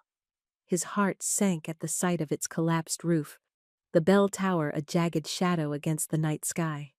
He made camp beneath a stand of pine trees, using his pack as a pillow. The night was warm, the stars brilliant overhead. Somewhere in the distance, waves crashed against the shore, a sound that had once meant safety, a sound that now seemed to mock his search. "I'll find you," he whispered to the stars. "Wherever you are, I'll find you." Morning brought new determination. Sam washed in a stream, then headed for the mission ruins. He needed to see for himself what had happened there. The path was overgrown now, nature already reclaiming what man had abandoned. As he climbed the hill, Sam's mind filled with memories. Aiko singing hymns in the chapel, the twins sleeping in their makeshift cradles, the Christmas service with its candles and hope. The mission itself was a blackened shell. Fire had consumed most of the wooden structure, leaving only stone foundations and the twisted metal of the bell. In what had once been the garden, wildflowers grew among the vegetables gone to seed. Sam stood in the center of the chapel, where the altar had been. The cross was gone. The windows were empty holes, but on the ground, something caught his eye. A small wooden figure, charred but recognizable. One of the toys Sister Mary had given the orphans for Christmas. He picked it up, brushing away ash. A carved horse, its mane and tail burned away, but its body still intact. He tucked it into his pocket alongside the paper crane. "Sam Harper," a voice said behind him. Sam whirled around to find Toru standing in the ruined doorway, looking older and more worn than when they had last met. "Toru, what are you doing here?" "I might ask you the same," the old interpreter said, stepping carefully over the debris. "Last I heard, you were in military prison." "Got out," Sam said simply. Humanitarian discharge. Toru nodded, as if this made perfect sense. And now you search for the woman and her children. Do you know where they are? Sam asked eagerly. Are they safe? I know they survived the mission burning, Toru said. Sister Mary got most of the children out. They scattered to different villages. He looked around at the ruins. The soldiers came looking for the woman with star-marked twins. Someone had betrayed her location. Do you know where they went? Sam pressed. Toru shook his head. I heard only that a Japanese mother was seen singing Christian hymns by the sea. Abide with me, I think it was called. Sam's heart leaped. That was Aiko's favorite hymn, the one Sister Mary had taught her. Where? He demanded. Where was she seen? South of here, near the Blue Rocks. Toru pointed toward the coast. There is a fishing village there, hidden in a cove. It's where many go who wish not to be found. Sam clasped the old man's shoulder. Thank you, Toru, for everything. Toru smiled sadly. I do what little I can to balance the scales. Too much hatred has poisoned this island. He reached into his pocket and pulled out a small packet wrapped in cloth. Take this. Food for your journey. As Sam turned to go, Toru called after him. Harper, if you find them, take them away from here. Far away. This place will not be safe for such children for many years to come. Sam nodded his understanding and set off down the hill toward the coast, toward the Blue Rocks, toward the hidden village where Aiko might be waiting. The wooden horse bumped against his chest with each step, a small reminder of all that had been lost, and all that might still be found. The path took him along the shore, where waves crashed against rocks worn smooth by centuries of tides. The sun beat down on his neck, and sweat soaked his shirt. But Sam hardly noticed. His mind was filled with the hope of finding Aiko and the twins, of keeping the promise he had made as they dragged him away from the mission. By late afternoon, he reached a stretch of coastline where the rocks turned a deep blue-gray in the sunlight. The Blue Rocks, Sam murmured, remembering Toru's directions. He scanned the shoreline, looking for any sign of habitation. At first, he saw nothing but cliffs and crashing waves. Then, as he rounded a bend, he spotted them, footprints in the wet sand. Small adult prints beside two sets of infant tracks, heading toward a narrow path that wound up the cliff face. And there, half buried in the sand, lay a small wooden rattle, broken but recognizable. Sam picked it up, his hands trembling. It was the kind of toy Sister Mary had kept at the mission for the smallest orphans. Aiko, he whispered. You're here. You're really here. He followed the path up the cliff, hope building with each step. At the top, a small cove opened below him, hidden from the main shoreline by the curve of the land. A cluster of fishing huts stood near the water's edge, smoke rising from one chimney. Sam made his way down to the village, the broken rattle clutched in his hand like a talisman. As he approached the first hut, a woman stepped outside, shaking out a mat. She saw him and froze, then darted back inside. Doors closed. Children were hurried out of sight. The village battened down like a ship preparing for a storm. Sam stopped, realizing how he must look to them, an American, a former soldier, a potential threat. He held up his empty hands, then slowly reached into his pocket and pulled out the paper crane. Please, he called out in his limited Japanese. I look for friend, Aiko, woman with twins. For a long moment, nothing happened. Then an old woman emerged from one of the huts. She walked toward him, leaning on a cane, her face deeply lined by sun and age. Why you seek this woman? She asked in halting English. To help her? Sam said. To take her somewhere safe. The old woman studied his face, looking for truth or lies. Whatever she saw seemed to satisfy her. "The singing woman," she said finally, "with star-marked twins." "Yes," Sam said eagerly. "Where is she? Is she here?" The old woman pointed to a hut at the far end of the beach, set apart from the others. Smoke rose from its small chimney, and fishing nets hung outside to dry. "There," she said. "But be gentle. She fears soldiers." Sam thanked her and walked toward the hut, his heart hammering in his chest. This was it. After all the searching, all the hoping, all the praying, he had found her. At the doorway, he paused. What if she didn't want to see him? What if she had built a new life here, safe and hidden? But he had promised to come, and she had asked him to. That had to mean something. Taking a deep breath, Sam knocked on the wooden frame. "Aiko?" he called softly. "It's Sam. Sam Harper." Inside, something fell with a clatter. Then came the sound of hurried footsteps. The door opened, and there she stood, thinner than he remembered, her hair longer, her eyes wide with disbelief. "Sam?" she whispered. "Really you?" He nodded, unable to speak past the lump in his throat. She looked at him for one endless moment, then burst into tears and threw herself into his arms. "You came," she sobbed against his chest. "You really came." Sam held her tight, feeling her tears soak his shirt, feeling his own slide down his cheeks. "I promised," he said simply. "I promised I'd find you." Over her shoulder, he could see into the hut.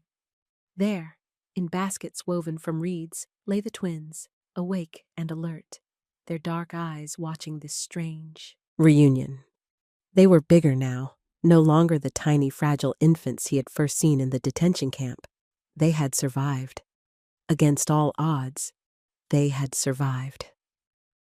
"You're coming with me," Sam whispered into Aiko's hair. "All of you, just like I promised."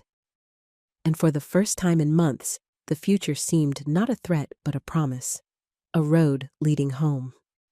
Early morning sunlight sparkled on the water as Sam walked along the beach. He had spent the night in the village, sleeping outside Aiko's hut to avoid gossip. Now, as the day began, he needed time to think about what came next. The sand was cool under his bare feet. Tiny crabs scuttled away as he passed. In the distance, fishermen pushed their boats into the gentle waves, hoping for a good catch. Sam stopped to pick up a shell, turning it over in his hand. The search was over. He had found Aiko and the twins. But what now? Where could they go? How would he keep them safe? He walked farther down the beach, looking for signs of other people who might have passed this way. Sister Mary and the orphans, perhaps? Or other survivors from the mission. That's when he saw them. Footprints in the wet sand. Small adult steps beside two sets of tiny prints that could only belong to children just learning to walk. Beside the prints lay a broken wooden rattle, half buried in the sand. Sam picked it up, brushing away the grit. It was like the ones Sister Mary had kept at the mission for the babies. The twins would be old enough to use rattles now. He followed the footprints until they disappeared where the waves had washed them away. Then he turned back toward the village, tucking the rattle into his pocket alongside the paper crane. As he approached the cluster of huts, he saw an old woman hanging fish to dry on a wooden rack. She watched him with curious eyes. "Excuse me?" Sam said, using one of the Japanese phrases Aiko had taught him. "Woman singing 'Abide with Me.' You know her?" The old woman's face lit with recognition. "Hi, the singing mother with two babies." She mimicked rocking an infant in her arms. "Every evening she sings by water, American song." "Where can I find her?" Sam asked eagerly. The woman pointed toward a path that led around the edge of the cove. "Last hut, by Big Rock." Sam thanked her and hurried along the path. His heart pounded with each step. After months of searching, of hoping, of praying, was he finally about to find them? The path wound around a large rock formation, then opened onto a small sandy clearing. There, set back from the shore, stood a fishing hut. Smoke rose from its roof hole, and nets hung outside to dry. Sam stood frozen, staring at the hut. What if he was wrong? What if this wasn't Aiko? Or worse, what if she didn't want to see him? What if she had built a new life here without him? Taking a deep breath, he approached the hut and knocked on the wooden frame of the door. No answer. He knocked again, calling softly, "Aiko, it's Sam. Sam Harper." Something clattered inside, the sound of a pot being dropped or a dish knocked over. Then came hurried footsteps. The door slid open. Aiko stood in the doorway, her hand at her throat. She looked thinner than Sam remembered, her face more angular, her hair longer. But her eyes were the same, dark and deep, and now filling with tears. "Sam?" she whispered, as if saying his name might make him vanish. "Really you?" Sam couldn't speak.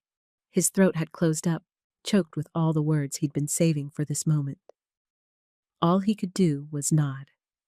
With a cry, Aiko threw herself into his arms. She was sobbing against his chest, her tears soaking through his shirt. "You came?" she kept saying. "You really came." Sam held her tight, breathing in the scent of her hair, clean and simple, like sea air. "I promised," he said when he found his voice again. "I promised I'd find you." Over her shoulder, he could see into the hut. There, on a woven mat spread across the dirt floor, sat two children, the twins, so much bigger than when he had last seen them. They stared at him with solemn eyes, not afraid, but curious. Aiko pulled back, wiping tears from her cheeks. "Come," she said, taking his hand. "Meet Hiro and Yuki. They bigger now." Sam followed her into the hut. It was a simple space.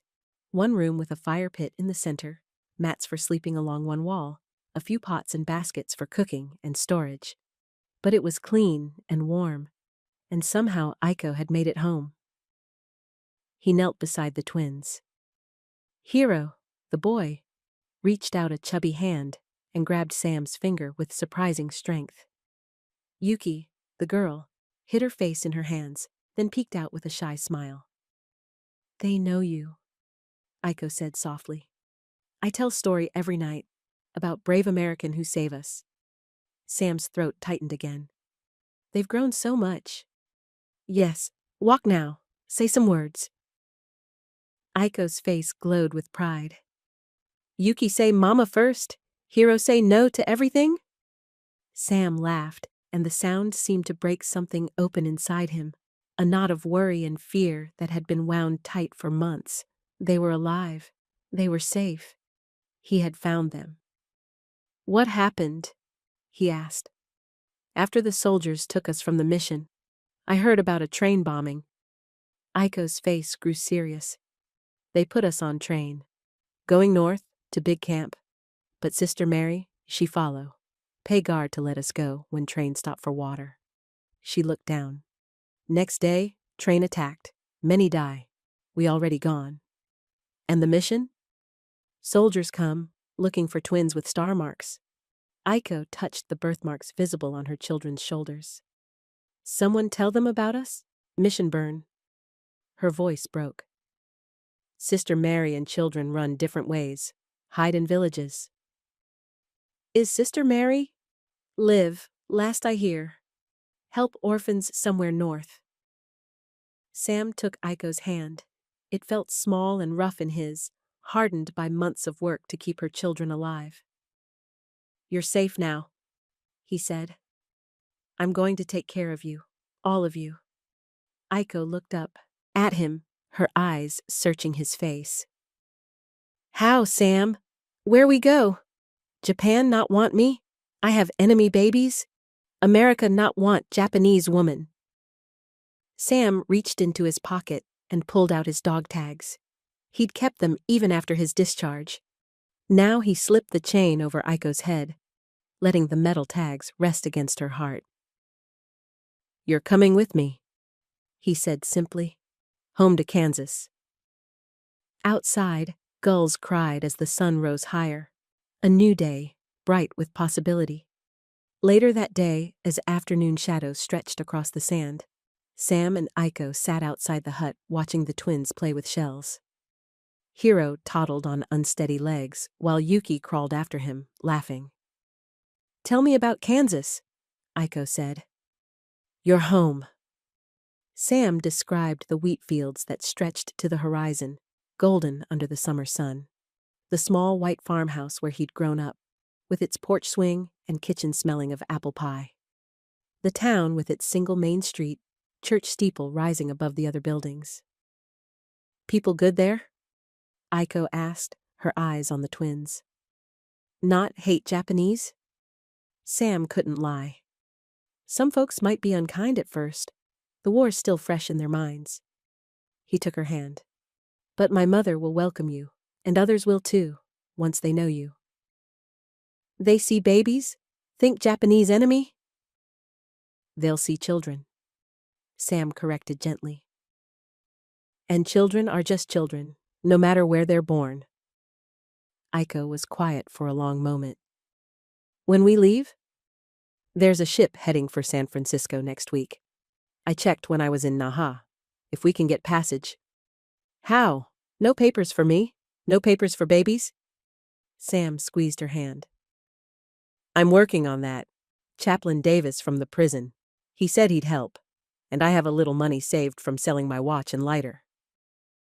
As the sun began to set, casting long shadows across the beach, a familiar figure appeared on the path. Sister Mary, her black dress dusty from travel, a shawl wrapped around her thin shoulders. Sister Mary! Aiko cried, running to embrace the old nun. Sister Mary hugged her, then reached down to touch the twins' heads. God is good, she said simply. I've been searching for weeks, and here you all are. Sam stood, holding out his hand. Sister, I can't thank you enough for what you did. No thanks needed, Samuel Harper. She looked him up and down. I see the army let you go, and now you've found your family. The word family made Sam's heart skip. Yes, that's what they had become, hadn't they? A family. Sister Mary reached into her pocket and pulled out a packet of papers. These might help with your journey. Birth certificates for the children, not official, but they look genuine.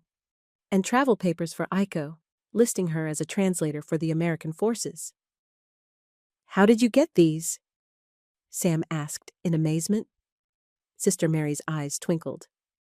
The Lord works in mysterious ways, and sometimes those ways involve a forger who owed me a favor. They sat together as darkness fell, making plans, by the light of a small fire. Sister Mary would return to what remained of her mission, gathering the scattered orphans. Sam, Aiko, and the twins would travel to Naha, then board the ship to San Francisco. From there, Sam explained, we can take a train east, to Kansas. It won't be easy, Sister Mary warned. America may have won the war, but there's still much healing to be done. There will be those who won't understand. Aiko looked up at the stars appearing one by one in the darkening sky. In Japan, I teacher, no one, no family, husband dead. She touched the twins' heads as they slept in her lap. Now have children, have... She glanced at Sam, then quickly away. A future, Sister Mary finished for her. You have a future, my dear, and that's more than many can say after such a war. As Sister Mary prepared to leave the next morning, she pressed a final gift into Aiko's hand. Papers she had arranged through church connections that would allow safe passage out of Okinawa. God watch over you all, she said, embracing each of them. Write to me when you reach America. I'll want to know how my little stars are growing. They watched her walk away down the beach, a solitary figure in black against the morning light. Though Sam knew they might never see her again, her courage would always be part of their story, part of the mercy road that had brought them to this moment. That evening, Aiko watched the sunset, murmuring a prayer of thanks in Japanese as the sky turned gold and red. The ship was called the Morning Star, a converted troop transport now carrying civilians and cargo back to America.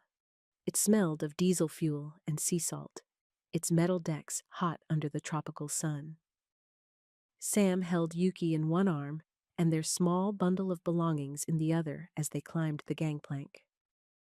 Aiko followed with Hiro, her face pale but determined. They had sold everything they couldn't carry to pay for their passage, third class, in a small cabin near the engine room. "Last call for boarding," shouted a crewman at the bottom of the gangplank. "We sail with the tide." On deck, other passengers watched them curiously, American soldiers going home, a few missionaries, businessmen in rumpled suits. Aiko kept her eyes down, clutching Hiro closer when she felt the stares.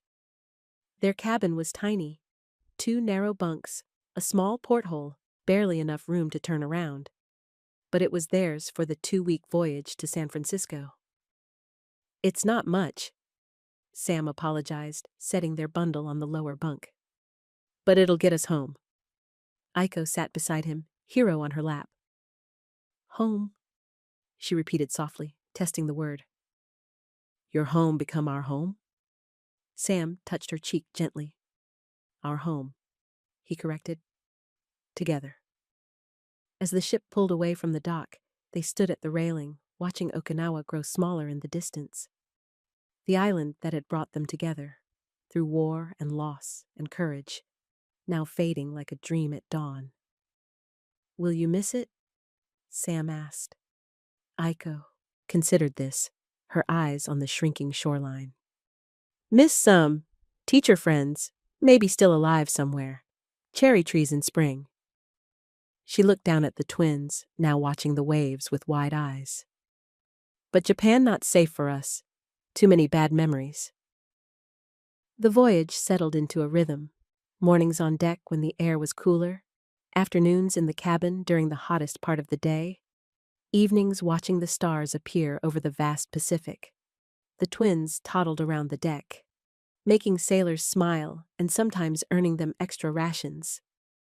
At night, when the children slept, Sam and Aiko talked, sharing stories of their lives before the war, their hopes for what might come after.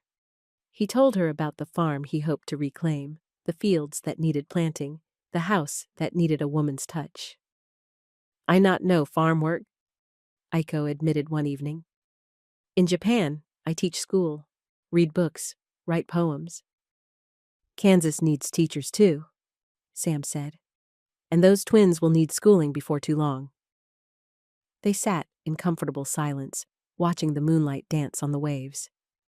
After a while, Aiko began to sing softly. "Abide with me," the hymn Sister Mary had taught her. Sam joined in, his deeper voice blending with hers. "Hold thou thy cross before my closing eyes. Shine through the gloom and point me to the skies. Heaven's morning breaks, and earth's vain shadows flee. In life, in death, O Lord, abide with me." The ship's doctor, passing by on his evening rounds, stopped to listen. When they finished, he clapped quietly. "That was beautiful," he said. "You two married long?" Sam and Aiko exchanged startled glances. Before Sam could correct him, Aiko spoke. "Not long," she said, her eyes never leaving Sam's face. "But feels like always know him, here." She touched her heart. After the doctor left, Sam turned to her. "You didn't correct him." "Easier this way," she said practically. "Less questions." Then, more softly. "Unless you mind people think we married." Sam took her hand, small and strong in his. I don't mind at all. As they approached the California coast, other passengers began talking excitedly about home.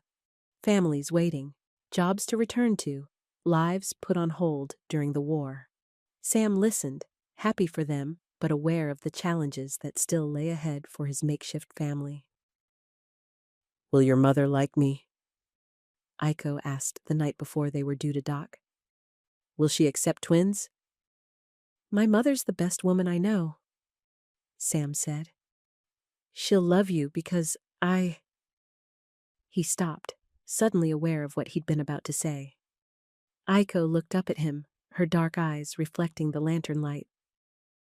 Because you what, Sam Harper? Sam took a deep breath. Because I love you, Aiko Tanaka.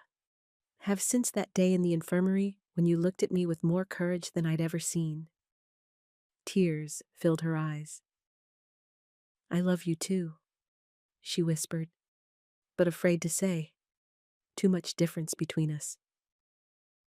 Not where it matters, Sam said, touching her cheek. Not in here. He placed his hand over his heart.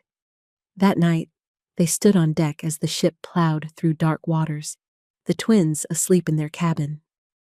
Above them, stars burned in a black sky, the same stars that shone over Kansas, over Japan, stars that had watched over their journey from its beginning.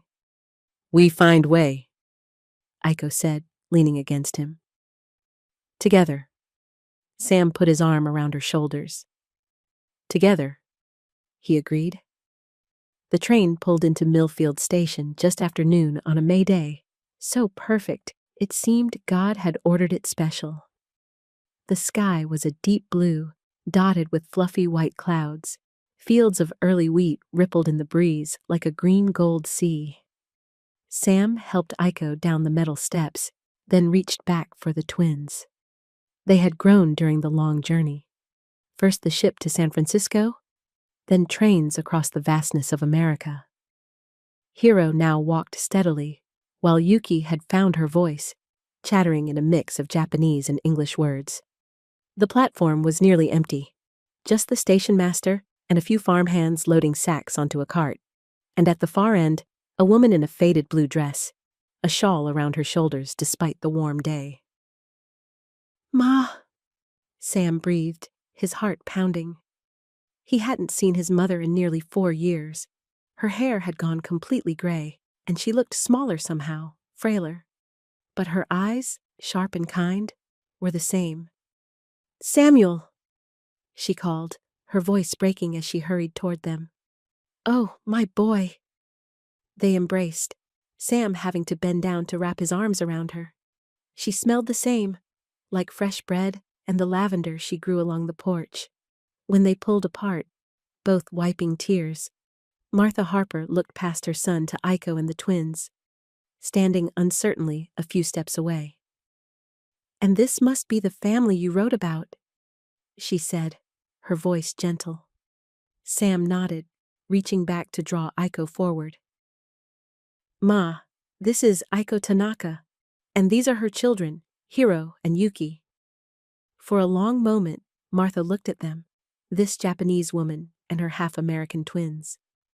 Aiko met her gaze steadily, though Sam could feel her trembling beside him. Then Martha Harper opened her arms. Your family now, she said simply. Welcome home. Aiko's eyes filled with tears as Martha embraced her. Then the older woman knelt, arms open again for the twins. Hiro hid behind his mother's skirt, but Yuki tottered forward with a gap-toothed smile. Not everyone in Millfield was as welcoming. As they rode in Martha's wagon toward the Harper farm, they passed the general store where men on the porch fell silent, watching them pass with hard eyes. Outside the church, the pastor's wife turned her back. Don't mind them, Martha said, clucking to the horse. Folks around here just need time. They'll come around when they know you. And if they don't? Sam asked quietly. His mother's chin lifted. Then that's their loss, not ours. The Harper farm sat a mile outside of town, 80 acres of good land with a white farmhouse set back from the road, a big red barn, and fields stretching to the horizon. It looked smaller than Sam remembered, and more worn. The porch sagged in one corner, and the barn needed painting. Bank almost took it, Martha explained as they climbed down from the wagon. But Pastor Williams and some of the churchmen helped keep it going. We're getting by. Inside, the house was just as Sam remembered. The round oak table in the kitchen where he'd done his schoolwork, the faded rug in the sitting room, the piano his mother played on Sundays. Everything clean and simple and home. Martha had prepared the spare bedroom for Iko and the twins with a crib that had once been Sam's own. Had Joe Whitaker fixed it up? She explained. It was falling apart in the attic. That evening, they sat down to supper together, ham and potatoes and fresh-baked bread. Martha had even made apple pie, remembering it was Sam's favorite. Before they ate, Martha bowed her head. Lord, we thank you for bringing our family home safe, for Samuel and for Iko and these precious children. Bless this food and the hands that prepared it, and help us to always remember your mercies, which are new every morning. Amen. Amen, Sam and Iko echoed together. As they ate, church bells rang in the distance, their clear tones floating across the fields. Pastor's calling a special service tonight, Martha said, passing the potatoes. Prayers of thanks for the boys coming home from war. Sam looked at Iko, saw the worry in her eyes. We don't have to go, he said. You should, she replied softly. Is your church, your people. You're my people now, Sam said firmly. All of you. Later, when the twins were asleep in their crib and Martha had gone to bed, Sam and Iko sat on the porch steps, listening to the night sounds, crickets chirping, a distant owl, the rustle of wind through the wheat. It's beautiful here, Iko said, looking out at the moonlit fields. Peaceful. It's hard work, Sam warned her. Farming's never easy. Life never easy, she replied with a small smile. But good things worth working for. She leaned her head against his shoulder, and they sat in comfortable silence, watching fireflies dance in the gathering darkness. Tomorrow would bring its own challenges, but tonight they were home. Several years passed, each season bringing its own joys and sorrows, each day adding another thread to the tapestry of their life together. The first year was the hardest. Some townsfolk crossed the street rather than greet Iko, and the twins faced curious stares whenever Martha took them to the general store. But others, like Joe Whitaker and his wife, and young Reverend Phillips, who replaced Pastor Williams, reached out with friendship and support. Sam and Iko were married that first autumn, in a simple ceremony in the Harper front yard. Reverend Phillips officiated, speaking of love that crosses all boundaries. Martha wept happy tears, and the twins toddled around, throwing flower petals everywhere, but the makeshift aisle. By the second spring, Iko had turned half an acre into a rice paddy, showing neighboring farmers a new way to use the boggy land near the creek that had always been too wet for wheat. By summer, other farms were trying her methods, and Iko found herself invited to the women's quilting circle, awkward at first, but gradually warming as she shared stories and learned to stitch American patterns. The twins grew quickly, their faces a perfect blend of East and West. Hero became Sam's shadow, following him through the fields, learning to drive the tractor before his legs could reach the pedals. Yuki, quieter but just as determined, spent hours with Martha in the kitchen, or with Aiko tending their vegetable garden, her small hands gentle with new plants. They started school in town, facing taunts at first, but soon making friends. Their quick minds and kind hearts won over even the most reluctant classmates. When Hero pitched the winning game in the town baseball tournament, his star-shaped birthmark displayed proudly on his bare arm, the cheers were genuine. Now, on a warm spring day in their 5th year at the Harper farm, Sam stood by the new well they'd dug at the edge of the south field. The drought last summer had nearly ruined them, but this well, deeper than any other in the county, promised water even in the driest months. Reverend Phillips had come to bless it, bringing half the town with him. Children played tag among the newly planted wheat rows, their laughter carrying on the breeze. Women spread potluck dishes on tables, made from barn doors laid across sawhorses. Sam watched Aiko move among their neighbors, accepting compliments on her strawberry preserves. Her English, now nearly perfect, though she still sang Japanese lullabies to the twins at night. She caught his eye across the crowd and smiled, that same smile that had first touched his heart in a makeshift infirmary across the world. "Your wife's irrigation ideas saved half the valley last year," Joe Whitaker said, coming to stand beside Sam at the well. "Never would have thought Japanese rice-growing tricks would work in Kansas." "Aiko's always said the land speaks the same language everywhere," Sam replied. "You just have to listen right." As the sun began to set, Reverend Phillips gathered everyone around the new well. "Let us bless this water," he said, "and the hands that brought it forth.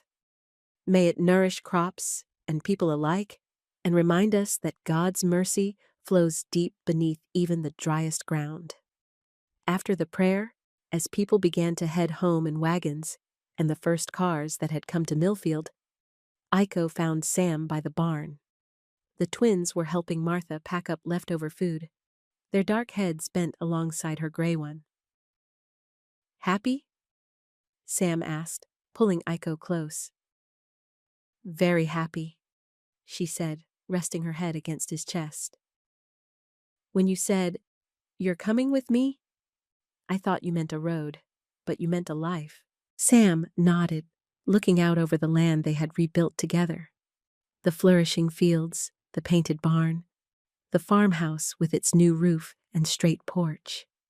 Beyond that, the town where their children went to school, where Aiko now taught English and Japanese to anyone who wanted to learn, where Sam served on the town council. "A life," he agreed, "and peace." As darkness fell, they walked hand in hand toward the farmhouse, where lamps glowed in windows and their children's voices called them home. Above, stars appeared one by one, the same stars that had watched over them in Okinawa on the ship, and now here in Kansas. Stars that would guide their children and their children's children along roads of their own making.